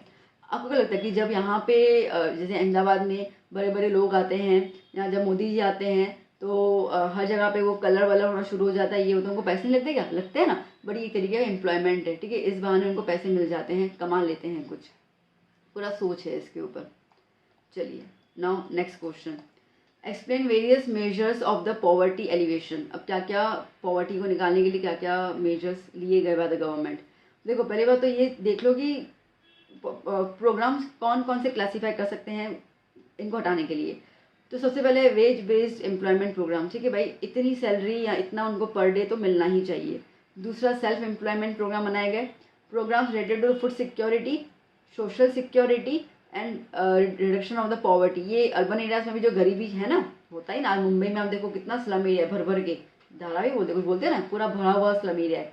तो ये सब चीज़ों को हटाने के लिए भी, ठीक है, तो ये सारे like these are the factors. अब इनको हटाने के लिए गवर्नमेंट ने कुछ प्रोग्राम्स बनाए, जैसे कि पहली बार हम बात करते हैं यहाँ पर Mahatma Gandhi National Rural Employment Guarantee Act, ठीक है, मनरेगा। अब आपको पता है कि ये 2 मार्क में भी अकेला पूछ सकते हैं, ठीक है, तो आपको इस हिसाब से इनको लर्न करना है। तो इन्होंने यहाँ पर क्या किया कि भैया हर फैमिली में से एक इंसान को, ठीक है, गारंटेड वेज एम्प्लॉयमेंट मिलेगा, मतलब कि यहाँ पर उनको एम्प्लॉयमेंट मिलेगा कि वो काम करेंगे 100 दिन तक, ठीक है, फाइनेंशियल ईयर जो भी होता है मतलब 365 डेज का, ठीक है, उनको मिनिमम 100 डेज का काम दिया जाएगा, और उनकी जो पगार है वो फिक्स की जाती है by the government. If it fails to provide work, अगर गवर्नमेंट वो काम नहीं दे पाती है, एम्प्लॉयमेंट नहीं दे पाती है, तो उनको बैठे बैठे अलाउंस देना पड़ेगा गवर्नमेंट को। तो उन्होंने लिटरली, तो मैंने अभी क्या बोला कि कहीं पे भी आता है ना, कहीं पे डैम बन रहा है, कहीं पे कलर किया जा रहा है दीवारों पे, ये सब जो गवर्नमेंट का काम है, तो गवर्नमेंट इस तरीके से उनको एम्प्लॉयमेंट दे रही है। रूरल डेवलपमेंट एक्टिविटीज़ जैसे कि हॉर्टिकल्चर, लैंड को लेवल करना, ट्री को प्लांट करना, पानी को कंजर्व करना, यहाँ तक कि कैनाल्स को क्लीन करना, ये सब चीज़ें एक तरीके का उनको एम्प्लॉयमेंट देने वाली सुविधाएं हैं। फिर हम बात करते हैं chief minister village road scheme. अब इसके अंदर क्या हुआ, village panchayats are provided financial assistant to build approach roads and thereby connect the village to the nearby villages and the highways, ठीक है। तो इसके अंदर क्या है कि एक गांव से दूसरे गांव जाने में तकलीफ होती थी, तो उन्होंने इतने अच्छे तरीके से रोड्स बना दिए, ओके, ताकि लोग जो है वो इजीली एक गांव से दूसरे गांव जाए, हाईवेज कनेक्ट कर लिया गया तो इजीली वो सिटीज आ पाए। मतलब एक बात बताऊँ, जब मैं आप लाइक छोटी थी ना, तो ऐसा होता था कि जैसे अभी हिम्मतनगर है या ऐसा आपने सुना होगा, ठीक है, तो वो ऐसा रहता था कि लाइक अहमदाबाद ओके, अहमदाबाद एक अलग जगह मानी जाती थी और हिम्मतनगर एक अलग जगह मानी जाती थी, ऐसे करके। मतलब अरे रे, हिम्मतनगर इतना दूर जाना है, और अभी आप 45 मिनट्स के अंदर वहाँ पे पहुँच सकते हो। ठीक है, अगर आप कहीं सिटी जाना होता है तो अरे रे सिटी जाना है तो वो बहुत लंबा लगता था। अब ना due to the roads development and all that हम लोग 30 मिनट के अंदर पहुंच जाते हैं, तभी तो 30 मिनट में पिज़्ज़ा की डिलीवरी हो जाती है। ठीक है, तो इसका मतलब कि इस तरीके से अप्रोच किए गए चीज़ों को, ताकि सुविधाएं दें तो एम्प्लॉयमेंट आए। अब वो रोड बनाने के लिए लोगों को ही हायर किया होगा ना, ठीक है, तो वो लोगों को हायर किया तो मतलब एक तरीके का उनका एम्प्लॉयमेंट आ गया। क्या बात कर रहे हो? तो देखो, आप सोचो, लोगों को एम्प्लॉयमेंट भी मिल रहा है, ठीक है, और देश की प्रगति भी हो रही है। क्यों? क्योंकि रोड्स वगैरह बनेंगे तो यहाँ पे जब लोग विजिट करने आएंगे दूसरे फॉरेन कंट्री से, तो उनको लगा हाँ भाई सब कुछ अच्छा है, वो पुराना भारत नहीं है जहाँ पे ऊपर नीचे खड्डे होते थे, ऐसा कुछ भी नहीं है। ठीक है, तो it is a well develop, तो हमारा नेशन डेवलप भी होगा, कंस्ट्रक्शन भी बढ़ेगा और लोगों को एम्प्लॉयमेंट भी मिलेगी। ठीक है, तो इस तरीके से किया गया था। Next is the Deendayal Upadhyaya Jyoti Yojana. ये जो प्रोग्राम है वो बेसिकली बनाया गया था for the rural electrification processes, जहाँ पर भी इलेक्ट्रिसिटी नहीं थी ना, तो ऐसे 18,000 विलेजेस में, ठीक है, इलेक्ट्रिसिटी सप्लाई की गई है। It proposes to supply of electricity for the use of domestic, ठीक है, डोमेस्टिक यूज़ के अंदर, एग्रीकल्चर यूज़ के अंदर eight a very concessional rate, मतलब कि कम भाव में। जैसे कि 1 यूनिट का अगर हम पे करते हैं 7 रुपये, तो शायद उनको 3 रुपये पे करना होगा, एग्जाम्पल दे रही हूँ मैं। ठीक है, तो इस तरीके से उन्होंने नए नए सेटअप बनाए, नए नए पावर स्टेशंस बनाए। Okay, and it provides the subsidy to purchase the solar energy. आपको पता है कि सोलार इक्विपमेंट्स परचेज करने के लिए गवर्नमेंट आपको सब्सिडी देती है। तो अगर 5 लाख का पैनल लगा रहे हो अपने घर पे, तो उसमें से 1.5-2 लाख जो है शायद गवर्नमेंट आपको हेल्प करती है। ओके, तो इस तरीके से ताकि लोग जो है वो एनकरेज हो और उनकी चीज़ों का यूज़ भी हो। फिर बात करते हैं हम लोग माँ अन्नपूर्णा योजना। माँ अन्नपूर्णा योजना में जो अंत्योदया फैमिलीज हैं सिटीज़ के अंदर, विलेजेस के अंदर, उनको fix amount of like 35 kg जो फूड ग्रेन्स है वो फ्री में या तो फिर बहुत कम दाम में उनको हर महीने दिया जाता है अभी, sorry. The other poor person provided like 5 kg। अब अंत्योदया वाली को, अंत्योदया फैमिली में जिन्होंने अपना नाम रजिस्टर किया ना, उनको 35 kg, उसके अलावा 5 kg food grains at a very low rate. Okay, this programme is consider as a food security activity in Gujarat, उसका पार्ट है। फिर सांसद आदर्श ग्राम योजना, हर एक मेंबर जो है वो पार्लियामेंट का, उन्होंने 10 करोड़ रुपीस, ओके, स्पेंड किए हैं on the development of the village. और बेसिकली मतलब इसका मतलब ये कि सांसद के जो लोग हैं ना पार्लियामेंट के, उन्होंने लिटरली एक एक गांव ले लिया कि ये गांव मैंने अडॉप्ट किया, ये गांव मैंने अडॉप्ट किया, और वो सांसद जो है वो गांव को प्रगति दे रहा है, उसके अंदर पूरा का पूरा काम कर रहा है इस तरीके से। तो वहाँ पे एजुकेशन देना, एम्प्लॉयमेंट देना, ठीक है, हेल्थ सर्विसेज, मतलब कि अच्छे से हॉस्पिटल्स बनाना, स्कूल्स बनाना, हर एक चीज़ जो एक नेसेसिटी होती है, ठीक है, वो हर एक चीज़ वहाँ पे वो जो सांसद का जो भी आदमी, जो मिनिस्टर होता है, वो ये काम देखता है। फिर मिशन मंगलम का मतलब ये है कि it is mean to encourage the women to form the self help group. ठीक है, जैसे हम लोग नहीं बोले लिज्जत पापड़, तो लिज्जत पापड़ जो है वो 4 लेडीज़ ने मिलकर स्टार्ट किया था, भाई कुछ काम करना था। ठीक है, तो वो लिज्जत मतलब पापड़ बेल के फिर 4 से, ठीक है, उन्होंने बेचना शुरू किया, अच्छा लगा, लोगों को पसंद आया तो डिमांड आएगी, तो वो 4 से आज, ठीक है, वहाँ पे 40,000 औरतें एक सेक्टर में काम करती है। इस न जाने कितनी सेक्टर्स हैं, तो that is consider as the women self development. ठीक है, खुद की मदद करो। और ऐसे तो न जाने कितने ट्रेनिंग सेशंस उनके लिए बनाए जाते हैं कि आप घर पे बैठे काम करो। हम आपसे नहीं कह रहे किसी ऑफिस में जाओ, बट काम करोगे तो you will be self dependent, और एक तरीके की इंडिया की भी प्रगति होगी। ठीक है, तो आप जो ये विशियस सर्कल है पॉवर्टी का, ठीक है, मतलब पैसे आते हैं और चले जाते हैं, इतना पैसा नहीं आता, तो वो जो जिस गरीबी के चक्कर में आप फंस चुके हो ना, आप उससे बाहर निकल सकते हो। ठीक है, ऐसा करके बताया गया है ना। दत्तोपंत तेगरी ब्याज सहाय योजना। अब इसके अंदर, ये स्कीम के अंदर गवर्नमेंट जो है वो लोन प्रोवाइड करती है विलेज आर्टिजन्स को बहुत कम रेट में, ताकि वो रॉ मटेरियल परचेज करे और उसमें जो हैंडीक्राफ्ट वगैरह बनाना है वो बना के उसको सेल आउट कर सकते हैं। फिर है ज्योति ग्रामोद्योग विकास योजना। ये बेसिकली एक स्टार्टअप है India, like startup India scheme के अंदर आता है फॉर द अनएम्प्लॉयड पर्सनस। ये गवर्नमेंट जो है उनको फाइनेंशियल हेल्प प्रोवाइड करती है, सब्सिडी प्रोवाइड करती है फॉर द प्रोडक्शन। अगर उनका काम लाइक आउटस्टैंडिंग है तो गवर्नमेंट उनको लिटरली पैसा देती है कि तुम अभी इसको कैरी ऑन करो, ठीक है, बहुत तुम देश के लिए बहुत अच्छा सा काम कर रही हो, तो पॉवर्टी से भी वो बाहर आ जाते हैं। फिर आता है वाजपेयी बैंकेबल योजना। इसका मतलब ये कि जो भी अनएम्प्लॉयड पर्सन है, जो 18 से 65 एज के ग्रुप में है, उन पहली बात तो उनकी प्राइमरी एजुकेशन ख़त्म हो चुकी होगी, लाइक जो भी बेसिक एजुकेशन होती है 14 साल वाली वो क्लियर हो चुकी होगी, और उनको कुछ ना कुछ स्किल ट्रेनिंग फिर सिखाई जाती है, फाइनेंशियल हेल्प भी किया जाता है। This scheme is meant for the unemployed person in the rural and the urban, दोनों के अंदर। ठीक है बेटा, डन। चलो देखते हैं नेक्स्ट क्वेश्चन क्या है। So explain the meaning and types of unemployment. तो देखो मेन टाइप ऑफ अनएम्प्लॉयमेंट क्या है, सीजनल अनएम्प्लॉयमेंट। आपको पता है कि बहुत सारे ऐसे वर्कर्स हैं जिनको एम्प्लॉयमेंट मिलता है during the certain season only, बाकी के टाइम पे वो फ्री बैठते हैं, उसको हम कहते हैं सीजनल अनएम्प्लॉयमेंट। जैसे कि इरिगेशन फैसिलिटीज़ नहीं है, ठीक है, तो जो किसान होगा वो बारिश का वेट करेगा, तो बारिश जो भी 2-3 महीने जितनी भी आई तो उसी टाइम पे ही वो काम करेगा, बाकी सारा टाइम फ्री हो गया, तो इसको हम कहेंगे सीजनल अनएम्प्लॉयमेंट। ठीक है, फिर हम बात करते हैं फ्रिक्शनल अनएम्प्लॉयमेंट। फ्रिक्शनल अनएम्प्लॉयमेंट का मतलब कि जब प्रोडक्शन प्रोसेस में होता है, because of the change in demand और production due to the change in taste and the preference और अराइवल ऑफ न्यू टेक्नोलॉजी। मतलब कि इसका सिंपल बोलने का मतलब ऐसा है बेटा कि नई अगर डिमांड बदल रही है, ठीक है, लोगों का टेस्ट बदल रहा है, तो आपकी ट्रेडिशनल चीज़ें कोई ले नहीं रहा है, तो आप मतलब आप काम तो कर रहे हो बट आपकी चीज़ें बिक ही नहीं रही है, तो आप क्या बेरोजगारी माने जाओगे ना। ठीक है, तो दैट इज कंसिडर फ्रिक्शन, मतलब कि जोर जबरदस्ती वाला बेरोजगार हुआ है यहाँ पे। काम तो कर रहे हो, उसकी चीज़ें बिक नहीं रही है, कुछ हो नहीं रहा है, तो जिसकी वजह से उसका धंधा नहीं चल रहा, उसका बिजनेस नहीं चल रहा, तो वो एक तरीके का अनएम्प्लॉयमेंट होगा, तो that is the frictional unemployment. फिर आता है स्ट्रक्चरल अनएम्प्लॉयमेंट। अब इंडिया सोसाइटी थोड़ी सी ऑर्थोडॉक्स है, ठीक है, तो जैसे सोशल बैकवर्डनेस, ट्रेडिशनल ऑर्थोडॉक्स, कुछ कस्टम्स की इलिटरेसी, ठीक है, ऐसे कुछ वीक एरियाज जो हैं हमारे सोशल स्ट्रक्चर में है, okay, is unable to fulfil the skill set that the employers are looking for employment arising due to such reason. अब इसको मैं आपको एक और एग्जाम्पल के थ्रू समझाऊँ, समझो इसकी बात। ठीक है, इसमें क्या बोल रहा है कि कुछ लोग ऐसे होते हैं ना, नहीं हम क्यों, हमारी औरतें कहीं जॉब नहीं करेगी, ठीक है, हम कहीं नहीं करेंगे, हम यही बिजनेस करेंगे। ठीक है, मैं आपको सिंपल एग्जांपल दूं। समझो कि बहुत पहले है ना, जब पिक्चर्स जब लगती थी ना, तो क्या होता ना, एक ना पेंटर को बुलाया जाता था और कहते थे कि भाई तुम पूरी की पूरी पिक्चर का जो भी बैनर होता है वो छापो, तो वो पूरा पेंट करता था वहाँ पे। ठीक है, अमिताभ बच्चन की फोटो, ये वो, ठीक है, ऐसे करके जो भी पिक्चर का नाम है वो। अब उसके बाद मशीनें आ गई, तो सस्ते दाम में बहुत जल्दी से वो जो बैनर है, ठीक है, वो प्रिंट हो जाने लगा, तो वो क्या हो गए, वो बेरोजगार हो गए। अब उनको बोला जा रहा है कि भैया तुम सीखो मशीनों का काम, तो आपको काम मिलेगा। बोला नहीं, मैं नहीं सीखूंगा, ठीक है, मेरा काम पेंटिंग करेगा, मैं पेंटिंग ही करूंगा।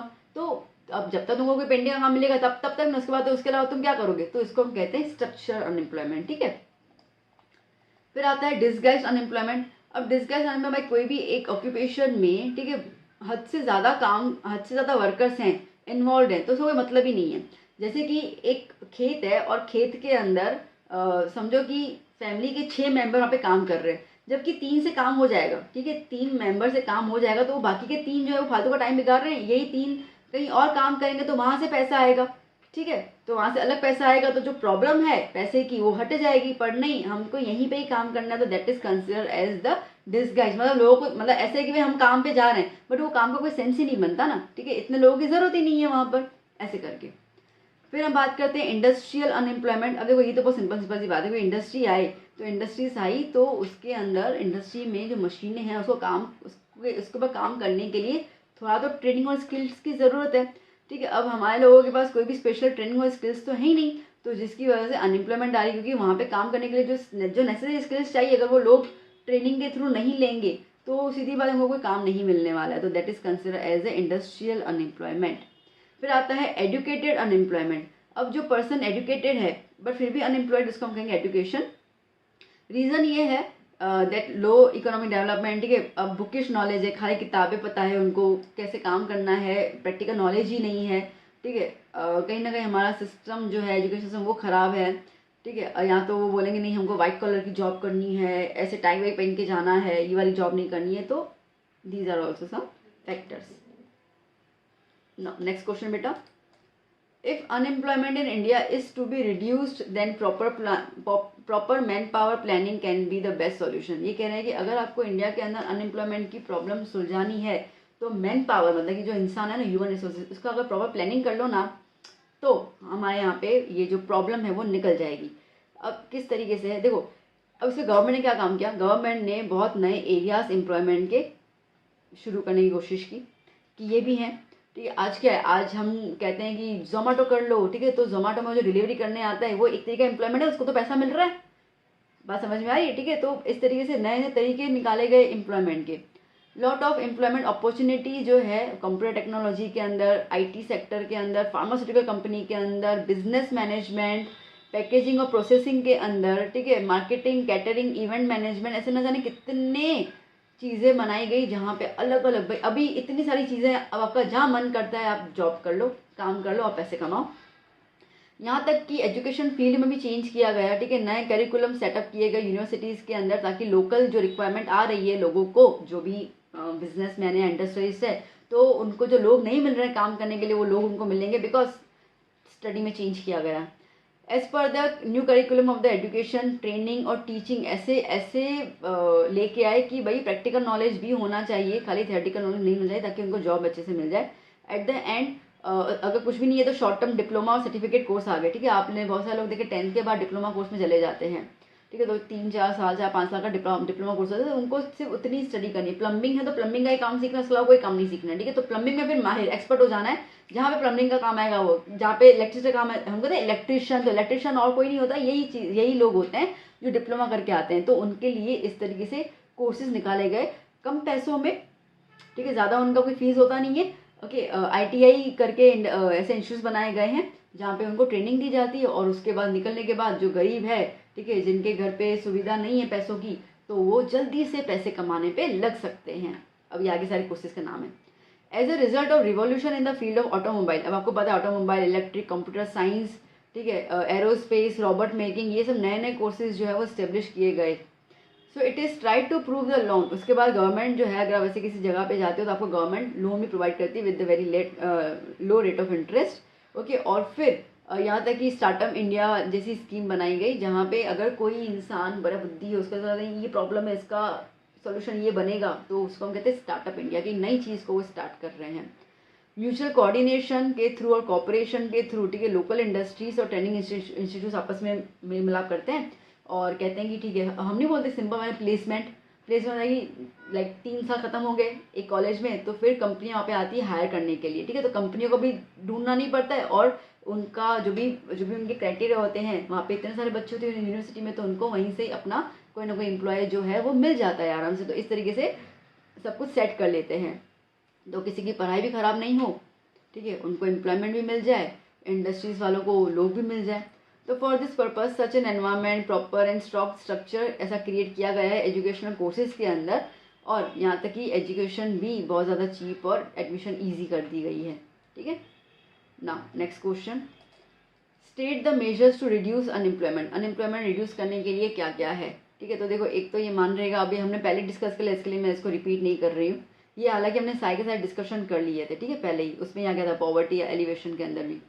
फिर हम बात करते हैं मिशन मंगलम, ये मैंने बताया था, टू एनकरेज द वुमेन, ठीक है। ज्योति ग्राम्य विकास, वो आपने आंसर लर्न किया ना, वो का वही है रिपीटेशन में, ठीक है, सिर्फ एक ये वाली पॉइंट ऐड कर लेनी है, ये भी थी शायद उसके अंदर। इंटीग्रेटेड डेयरी डेवलपमेंट स्कीम, ठीक है, ट्राइबल वुमेन के लिए ये वाली स्कीम बनाई गई कि भाई आप ट्राइबल हो, ठीक है, आप गाय भैंस पालते ही हो, उनका दूध निकालो, हमको दो, और इस तरीके से आप पैसे कमाओ, ठीक है, ये भी तरीका हो गया। तो ये वाला आंसर मैंने मतलब फिर पूरा पहले सिखा दिया है मैंने, ठीक है बेटा। तो चलो आगे चलते हैं। State the causes of unemployment, ठीक है, क्या क्या रीज़न है अनएम्प्लॉयमेंट के। तो देखो, एक तो क्या था ना कि ब्रिटिश रूल जब आया था, तो हमारे लाइक इंडिया, ब्रिटिश रूल आने से पहले ना India was a self sufficient village, कभी किसी की गरज रखा ही नहीं था। हिस्ट्री नहीं रीड किया आपने, हड़प्पा सिविलाइजेशन, ये we were the self dependent, हमें, और हम तो बहुत ज़्यादा पैसे वाले थे ही। बट क्या हुआ ना कि जब ब्रिटिश लोग आए थे तो हमारा लैंड रेवेन ये सब जो है बहुत ज़्यादा एक्सप्लॉइट कर लिया उन्होंने। हमारे जो रूट्स थे, ठीक है, जो हमारी फार्मिंग का रूट था, ये था, वो सब उन्होंने उखाड़ दिया, ठीक है, और जो हमारे लेबरर्स थे उनको लैंडलेस कर दिया।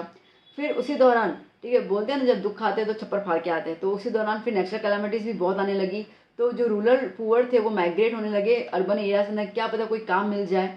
British destroyed the traditional village, ठीक है, इससे पूरा विलेज जो है वो बर्बाद हो गया। अपने यहाँ पे कोई शहर जैसी कोई चीज़ होती नहीं थी, हर जगह गाँव ही होते थे, ठीक है, छोटी छोटी इंडस्ट्रीज होती थी जहाँ पे वो सब मिलके काम करते थे। पर अब वो कैसे हो गए, जॉबलेस हो गए। और फिर पॉपुलेशन भी बढ़ने लगी, कोई किसी को नॉलेज नहीं था कि कैसे पॉपुलेशन कंट्रोल की जाए, मतलब हर तरीके से प्रॉब्लम। सप्लाई ऑफ लेबर, ठीक है, लेबर तो मतलब लोग तो भर भर के बैठे हुए काम के लिए, बट डिमांड जो है, ठीक है, इतनी है ही नहीं, मतलब डिमांड से ज़्यादा सप्लाई हो रहा है, ठीक है। तो इसकी वजह से लेबर फोर्स जो था मतलब उनका भी एक्सपर्ट होने लगा था। इंडियन कैपिटलिस्ट, ठीक है, उनके पास इतना कैपिटल ही नहीं था कि वो इतनी ज़्यादा इंडस्ट्रीज़ को खोलें और लोगों को employment they. India did not have the technically qualified engineers. अब अपने यहाँ पे इंजीनियर्स वगैरह थे भी नहीं, क्योंकि पहले थे हम सब इंजीनियर्स और टेक्नीशियंस, आप देख सकते हो ना, हिस्ट्री किया ना अपन ने, सब था, ठीक है। पर जब ब्रिटिश एजुकेशन आई तो हम सबको उन्होंने बुकिश बना दिया, ठीक है, rather than the practical knowledge. तो इसके लिए हम लोग स्किल्ड लेस पर्सन हो गए, और जहाँ पे ज़रूरत थी स्किल्ड फुल की, ठीक है। चलिए next question. Write a short note on the world labor market. Okay, so the phenomena of the international mobility of labor has given rise to the world labor market in the era of globalization. अब world labor आप समझ सकते हो, ठीक है, यहाँ पे काम नहीं है तो हम दूसरे देश में जाके काम कर सकते हैं। एंड यू नो हमारे इंडिया में बहुत सारे लोग माइग्रेट करते ही हैं इस चीज़ को लेकर। तो basically it's nothing but the free flow of labour across the world. जो ब्राइट स्टूडेंट्स हैं, ठीक है, अच्छी खासी फैमिली से वो बाहर जाते हैं इंग्लैंड अमेरिका पढ़ने के लिए, हायर एजुकेशन के लिए भी। यहाँ पे एजुकेशन थोड़ी सी महंगी है। Getting accustomed for better working condition, ठीक है, अच्छी कंडीशन में मिले। अपने यहाँ पे कंडीशन भी अच्छे रखते नहीं है ना, ठीक है, सैलरी हाई मिले।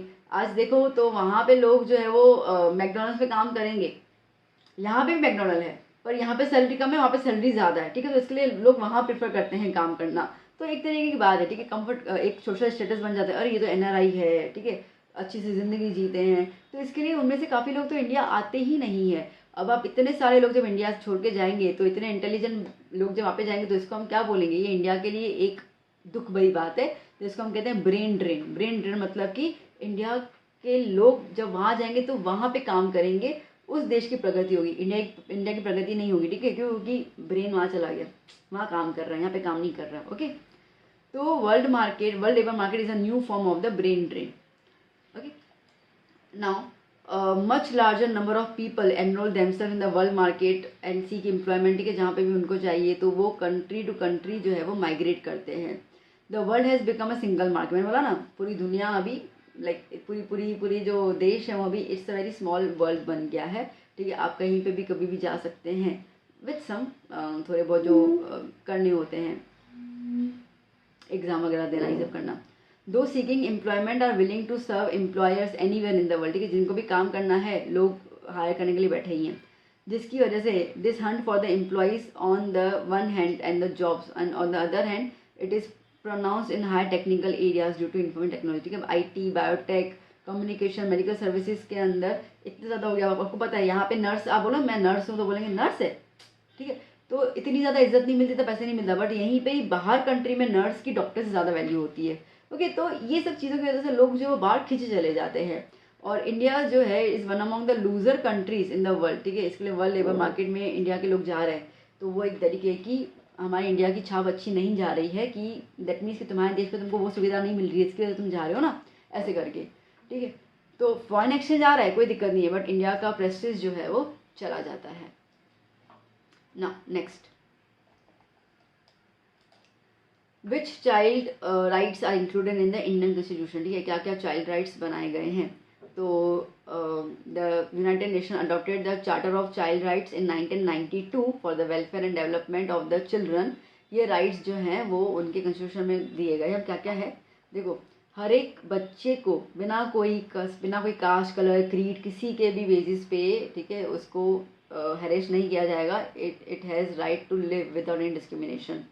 ओके, ये बच्चे का अधिकार है कि उसके पेरेंट्स, ठीक है, उसकी सही तरीके से देखभाल करें। क्योंकि पेरेंट्स ने अगर ये रिस्पॉन्सिबिलिटी ली है कि बच्चा मेरा है, मैंने पैदा किया है, तो उसको सही तरीके की एजुकेशन, एनवायरनमेंट, ये सब देने की जिम्मेदारी पेरेंट्स की है। The child can not be separated from parents, ठीक है, पेरेंट्स से आप किसी बच्चे को जुदा नहीं कर सकते हो, भले कोई भी रीज़न क्यों ना हो। It is the legal right of the child कि उसको एजुकेशन दी जाए और उसकी पर्सनैलिटी डेवलप की जाए। Every child has a right to healthy life, ठीक है, हर एक चाइल्ड को अधिकार है कि वो अपनी हेल्दी ज़िंदगी जी सकता है हैप्पीली विद एंटरटेनमेंट पेरेंट्स के साथ। Every child has a right to conserve his culture, ठीक है, अब जो भी कल्चर से वो आया है, वो कोई भी रिलीजन से आया है, वो उसको फॉलो कर सकता है। Every child has a right to protest against any physical, अगर किसी के साथ भी फिजिकल मेंटल हरेसमेंट होता है, ठीक है, तो वो उसके खिलाफ कंप्लेन कर सकता है। हर एक बच्चे के पास अधिकार है कि वो उसको सिक्योरिटी मिली जाए और स्टैंडर्ड ऑफ लिविंग उसका प्रॉपर होना चाहिए, जिसकी वजह से उसका मेंटल, फिजिकल और मोरल डेवलपमेंट हो, ठीक है। Now next question, describe the problems of elders and the provisions for the protection. ठीक है, प्रॉब्लम्स क्या है एल्डर्स की और गवर्नमेंट ने उनको किस तरीके से प्रोटेक्शन दिया है उसका उसके ऊपर है। देखो एल्डरली प्रॉब्लम जो है ना वो हमारे देश में ज़्यादा ही है। Okay, India the number of elderly people has increase due to the increase in, अब क्या ना कि लाइफ एक्सपेक्टेंसी इतनी बढ़ गई, खाना पीना ढंग का हो गया, लोगों को पता है तो लोग ज़्यादा उम्र जीते हैं। अब ज़्यादा उम्र जीते हैं तो प्रॉब्लम्स भी आती हैं।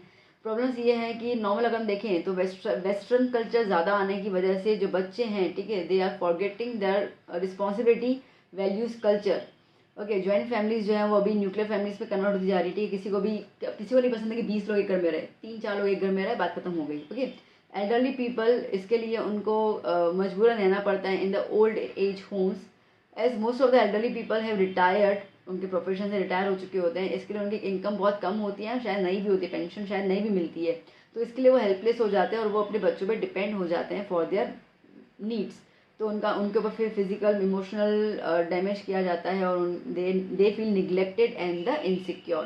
तो अब इस पर गवर्नमेंट ने क्या काम किया है, सो इसके लिए गवर्नमेंट ने पेंशन देना स्टार्ट किया है कि भाई जो भी काम करेगा उसको पेंशन दी जाएगी, मतलब गवर्नमेंट के अंदर। The higher rate of interest is prescribed on the savings. ठीक है, तो जब वो पोस्ट ऑफिस में अपनी सेविंग्स को रखेंगे तो उनको ज़्यादा इंटरेस्ट दिया जाएगा। 30-50% कंसेशन दिया जाता है बस, रेलवे और एयर टिकट्स के अंदर। The state governments have started old age home हर एक डिस्ट्रिक्ट के अंदर विद द फैसिलिटीज़, है ना, अच्छे से बेड है, कंबल वगैरह दी जाता है, पानी की फैसिलिटी होती है, हर एक चीज़ होती है। A number of seats in the public transport are reserved for them. Gardens उनके लिए डेवलप किए गए हैं कि जहाँ पे वो जाए, ठीक है, अपने जैसे लोग जो होते हैं वो मिलें, बातचीत करें, ये करें, तो उनके लिए थोड़ा सा एंटरटेनमेंट हो, म्यूज़िक वगैरह है उनके लिए, पार्टिसिपेट कर सकते हैं, योगा एक्टिविटी पार्टिसिपेट कर सकते हैं। पेरेंटल केयर और वेलफेयर एक्ट 2007 के अंडर, ठीक है, अगर उनके ऊपर कोई भी डोमेस्टिक वायलेंस हो रहा है या उनके ऊपर कोई भी गाली गलौज हो रहा है, उनके बच्चे कर रहे हैं या कोई भी हैरेसमेंट हो रहा है, तो वो उसके ऊपर एक्शन ले सकते हैं। The responsibility of maintaining parent is impose on their children and relatives. ये बोला गया कि भाई तुमको आपके पेरेंट्स की देखभाल करनी है। The government honour their senior citizen for the contribution. ठीक है, उनको कई बार अवार्ड वगैरह प्रेजेंट भी करती है, ऑनर भी करती है कि आपने इतनी ज़िंदगी, ठीक है, हमारे इंडिया को कंट्रीब्यूट किया, हमारे इंडिया के डेवलपमेंट के लिए। स्पेशली ये जो गवर्नमेंट सेक्टर में काम करते हैं उनके लिए ज़्यादा होता है। चलिए next question, state the governments efforts to combat corruption. ठीक है, करप्शन से निकलने के लिए गवर्नमेंट ने क्या क्या एफर्ट्स किए हैं। Central anti corruption bureau establish किया गया है 1964 में। ये एक गवर्नमेंट ऑफिशियल्स के अगेंस्ट इन्वेस्टिगेशन करता है अगर उनके बारे में कुछ पता चलता है तो। इसके गुजरात के अंदर इसका जो मेन ऑफिस है वो शाहीबाग अहमदाबाद में ही है। ठीक है, फिर एंटी करप्शन एक्ट इनेक्ट किया गया by the union parliament 1988 with the main objective of providing the transparent public life and to prevent misuse of power। ठीक है, बिल्कुल पब्लिक ट्रांसपेरेंट है, तो जो भी हो रहा है वो आपके सामने ही है। ठीक है, कोई भी चीज़ छुपाई नहीं जाएगी और कोई भी गवर्नमेंट का अधिकारी अपने पावर का मिसयूज़ नहीं कर सकता है। If it made it obligatory for the politician, मतलब मिनिस्टर वगैरह के लिए भी, तो भाई तुमने किसी को भी मार दिया, ये कर लिया, तो ऐसा नहीं चलेगा। राइट टू इन्फॉर्मेशन, ठीक है, आरटीआई जो है स्टार्ट किया गया है, गवर्नमेंट चार्टर्स स्टार्ट किए गए हैं टू कब द करप्शन। ठीक है, जहाँ पर जो भी उन्होंने जो भी सरकार को काम दिया है, ठीक है, अब सरकार ने बोला कि इस टाइम पे आपका काम हो जाना चाहिए तो वो हो जाता है। The right to information had the objective to bring transparency in the working of the government. मतलब कि यहाँ तक कि अगर आप ये जानना चाहो ना कि भैया मोदी जी, ठीक है, जो हम टैक्स दे रहे हैं वो मोदी जी उसका कहाँ यूज़ कर रहे हैं, फाइनेंस मिनिस्टर कहाँ यूज़ कर रही है, अमित शाह क्या कर रहे हैं, तो लिटरली वो पूरी की पूरी ट्रांसपेरेंसी कर दी गई है, क्योंकि they are the servers of the country. ठीक है, वो हमारे लिए ही काम करते हैं, तो हमें पता होना चाहिए, because we have elected them, तो हमें पता होना चाहिए कि जिस सरकार को हमने इलेक्शन में जितवाया वो सरकार हमारे लिए क्या काम कर रही है, तो वो राइट टू इन्फॉर्मेशन आपको पता चल जाता है। इस तरीके से ब्लैक मनी एक्ट भी बनाया गया 2005 में, जहाँ पे क्रिमिनल ऑफेंसेस वगैरह जो भी करप्शन होता है उससे मतलब उससे बचने के लिए सेंट्रल विजिलेंस कमीशन और गुजरात विजिलेंस कमीशन जो है वो बनाए गए for the departmental inquiry of charges of corruption या misuse by the government official. ठीक है, ज़्यादातर तो जो गवर्नमेंट ऑफिशियल होते हैं वो ज़्यादातर ये सारे काम करते हैं, करप्शन तो वहीं होता है ना, तो कहाँ पे होता है। ठीक है, द अदर लीगल प्रोविजंस बाकी कौन से, foreign exchange management act, money laundering act, section 132 custom act और appointment of the Lokpal and the Lokayukta, ये कुछ लीगल प्रोविंसेस बनाए गए। ठीक है बच्चा, चलिए next question. Describe the facilities available for the disabled students. ठीक है, डिसेबल्ड स्टूडेंट्स के लिए क्या क्या फैसिलिटीज़ बनाई गई। तो बेसिकली फैसिलिटी ऐसी है कि रैंप फैसिलिटी बनाई गई उनके लिए गवर्नमेंट के थ्रू। ठीक है, साइन बोर्ड्स बनाए गए in the Braille system. Braille आपको पता है वो उभरा हुआ एक सिस्टम होता है, इसमें डॉट्स के थ्रू हाथ लगा के पहचान जाते हैं कि उनकी एजुकेशन उस तरीके से होती है। एस्केलेटर फैसिलिटीज़ उनको प्रोवाइड की गई। इंश्योरेंस, हेल्थ सर्विसेज, ठीक है, रिसोर्स फैसिलिटीज़, पेंशन और भी बहुत सारी चीज़ें उनको प्रोवाइड की जाती है बाय द गवर्नमेंट। उनको एजुकेशन प्रोवाइड की जाती है through the task analysis work and the separate toilet facility उनको दी जाती है। They also provide supportive equipment जैसे कि कैलिपर्स हो जाते हैं, ऑडियो विजुअल एड्स हो जाते हैं, ब्रेल टेक्स्ट बुक आती है उनके लिए। ठीक है, जैसे आप अभी एग्ज़ाम दोगे ना तो आपने देखना एसएसटी में जब मैप आता है ना तो फिर नीचे लिखा होता है for the visually impaired students, तो वो अलग से उनके लिए होता है। ठीक है, उनके लिए हियरिंग एड्स दी जाती है, व्हील चेयर स्टिक्स दी जाती है, यहाँ तक कि उनको सम्मान देने के लिए वर्ल्ड डिसेबल्ड डे मनाया जाता है 3 दिसंबर को। ठीक है बेटा, चलिए next question. State the need of the food security bill. ठीक है, फूड सिक्योरिटी बिल की कहाँ ज़रूरत आ गई थी, तो the union parliament enacted the national food security act in 2013, जहाँ पे राइट टू फूड सिक्योरिटी बनाया गया to the citizens. Food security का मतलब है कि हर एक इंसान को न्यूट्रिशन फूड दिया जाना चाहिए ताकि वो अपनी एक हेल्दी लाइफ जी पाए। इसका ऑब्जेक्टिव ये है to satisfy the food requirement of the increasing population, ठीक है, of the country by ensuring adequate quality and the quantity of the food, to curb malnutrition, जो कुपोषण की जो कमी आ रही है उससे बाहर निकलना है। ठीक है, क्योंकि लोग खाएंगे ढंग से खाएंगे तो ठीक रहेंगे, डिजीज़ नहीं होंगी। ठीक है, तो उस हिसाब से देश की प्रगति होगी। ओके, फिर आता है अंत्योदया फैमिलीज़ में जो भी रजिस्टर्ड है या BPL below poverty level registered उनको फूड सिक्योरिटी देना। फेयर शॉप आपको पता है उनके लिए फेयर शॉप बनाए गए हैं to provide nutrition food the pregnant and the feeding women, to make the public distribution system PDS efficient, transparent और सिंपल। ठीक है, now next question. State the salient provisions to the of the right of children to free and compulsory education. अब ये 86 constitution amendment act बनाया गया था parliament के अंदर इन 2009। इस एक्ट के अकॉर्डिंग प्राइमरी एजुकेशन जो है वो बच्चे के लिए कंपल्सरी की गई, फ्री कर दी गई, स्पेशली 6 से 14 साल के बच्चे के लिए। अब इसके अंदर क्या क्या प्रोविजंस थे। Every child in the age group of 6 to 14 years should get the admission. जो भी इसके आसपास का स्कूल है उसको उनकी मिल सकती है एडमिशन के लिए कोई भी स्कूल मना नहीं कर सकता है। उसको बोले कि यार तुम्हारी एज तो ऐसी इतनी लग नहीं रही है, इसमें तो इतनी एज के बच्चे चाहिए होते हैं, और उसके बाद का कोई एज प्रूफ नहीं है, सॉरी बर्थ सर्टिफिकेट्स वगैरह का कोई भी बहाना स्कूल जो है वो नहीं बना सकता है। ठीक है, वो उनको दे सकते हैं। The age of admission should be 6 years in case अगर पेरेंट्स को नहीं है कोई भी प्रूफ। ठीक है, तो एन एज रिलेटेड एफिडेविट जो पेरेंट्स थोड़ा बहुत सबमिट कर सकते हैं। ठीक है, थोड़ा उनको बर्थ सर्टिफिकेट तो मिल ही जाता है कम से कम हॉस्पिटल से। ओके, कोई भी डिस्क्रिमिनेशन नहीं किया जाएगा एडमिशन देने के दौरान, भाई तुम इस कास्ट से हो, तुम ये धर्म से हो, ऐसा कुछ भी नहीं रहेगा। किसी भी टाइप की फ़ीस जैसे लाइक डोनेशन है, पहले इतने पैसे जमा करोगे फिर एडमिशन मिलेगी, ऐसा कोई भी ज़बरदस्ती स्कूल नहीं कर सकता है। The practice of taking interview, ठीक है, बच्चों का इंटरव्यू लेंगे, सही बच्चा होगा, पढ़ा लिखा थोड़ा उसको बोल रहेगा तो ही हम उस बच्चे को एडमिशन देंगे या पेरेंट्स को देंगे, वो सब चीज़ें काउंट नहीं होती है। इनकम कितनी है पेरेंट्स के इनकम के बेसिस पे एजुकेशन स्कूल्स वगैरह में या यूनिवर्सिटी में एडमिशन देना, ठीक है, ये सब कुछ नहीं हो सकता है। अगर कोई स्कूल कॉलेज करता है तो उस पर एक्शन लिया जा सकता है। A child have attend 14 years of age, but अब 14 साल का हो चुका है बट उसने अपनी प्राइमरी एजुकेशन कंप्लीट नहीं की है। ठीक है, तो फिर भी उसको क्लासेस में एडमिशन दी जाएगी और वो बच्चा जो होगा वो भले कितना भी एज का क्यों ना हो गया, ठीक है, उसको प्राइमरी एजुकेशन दी जा सकती है और जाएगी, ये रूल बनाया गया। The pre primary education to the children in the age group of 3 to 5 years, ठीक है, वो बाहर लेके आए कि नहीं, वो भी लाइक इसको हम आंगनवाड़ी कहते हैं। ठीक है, वो होना चाहिए जब भी बच्चा जो है वो बेसिक चीज़ें भी सीखेगा। 25% सीट्स जो हैं वो first standard in the government recognise primary schools में बीपीएल और उनके लिए रखी जाएगी सीट्स, मतलब जिसको हम कहते हैं मैनेजमेंट कोटा ऐसे करके। ठीक है, स्कूल टीचर्स को प्राइवेट ट्यूशन्स लेने का परमिशन नहीं है। जो अंडर क्वालिफाइड टीचर्स हैं, ठीक है, उनको ज़रूरत है कि वो अपने रिक्वायरमेंट्स लाइक जो भी एजुकेशन है, ठीक है, बीएड होना या ये होना, वो उनके पास डिग्री होनी चाहिए।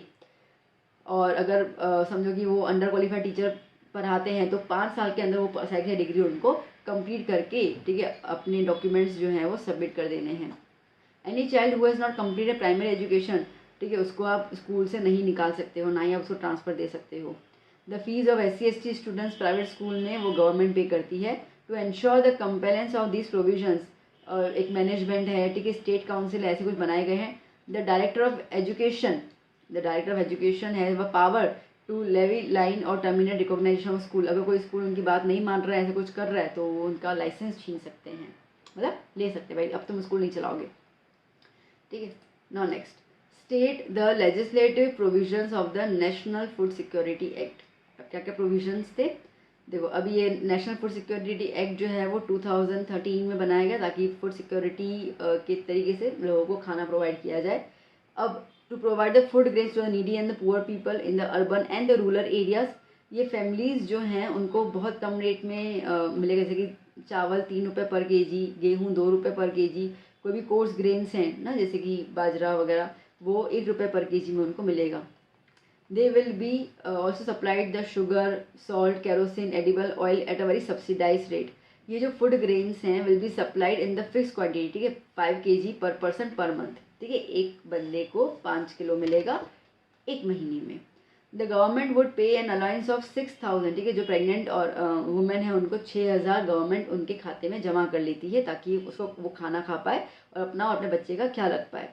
Food security allowance will be pay to the beneficiary in case they decide not to purchase the food grains, ठीक है। तो अगर उनको ऐसा कि हमें पैसा नहीं चाहिए, हमें फूड्स नहीं चाहिए, तो जितना वो मना करते हैं तो उनका वो फिर पैसा उनको फूड सिक्योरिटी अलाउंस के हिसाब से उनको पे किया जाता है। 35 kg of the food grains per month जो है वो फ्री में दिया जाता है टू द अंत्योदया में जिन फैमिलीज़ का नाम है, ठीक है, मतलब ये बिलो पॉवर्टी लाइन वाली होती है। The state government will prepare the list of those families, ठीक है, जो इस तरीके की बेनिफिट्स में आती हैं, and the same will be updated and displayed in the public places पे भी डिस्प्ले किया जाता है, मतलब कि जो फेयर शो वगैरह होती है ना उनको दिया जाता है। बायोमेट्रिक आइडेंटिटी ज़रूरी है, आजकल तो ये इन्होंने कर लिया है, मतलब कि आंखें स्कैन करना या चेहरा स्कैन करना या थंब का इंप्रेशन, ठीक है, तो वो जब जाते हैं तो थंब इंप्रेशन करते हैं, अगर उनका नाम उस लिस्ट में आता है तो फिर उनको ये सुविधा दी जाती है।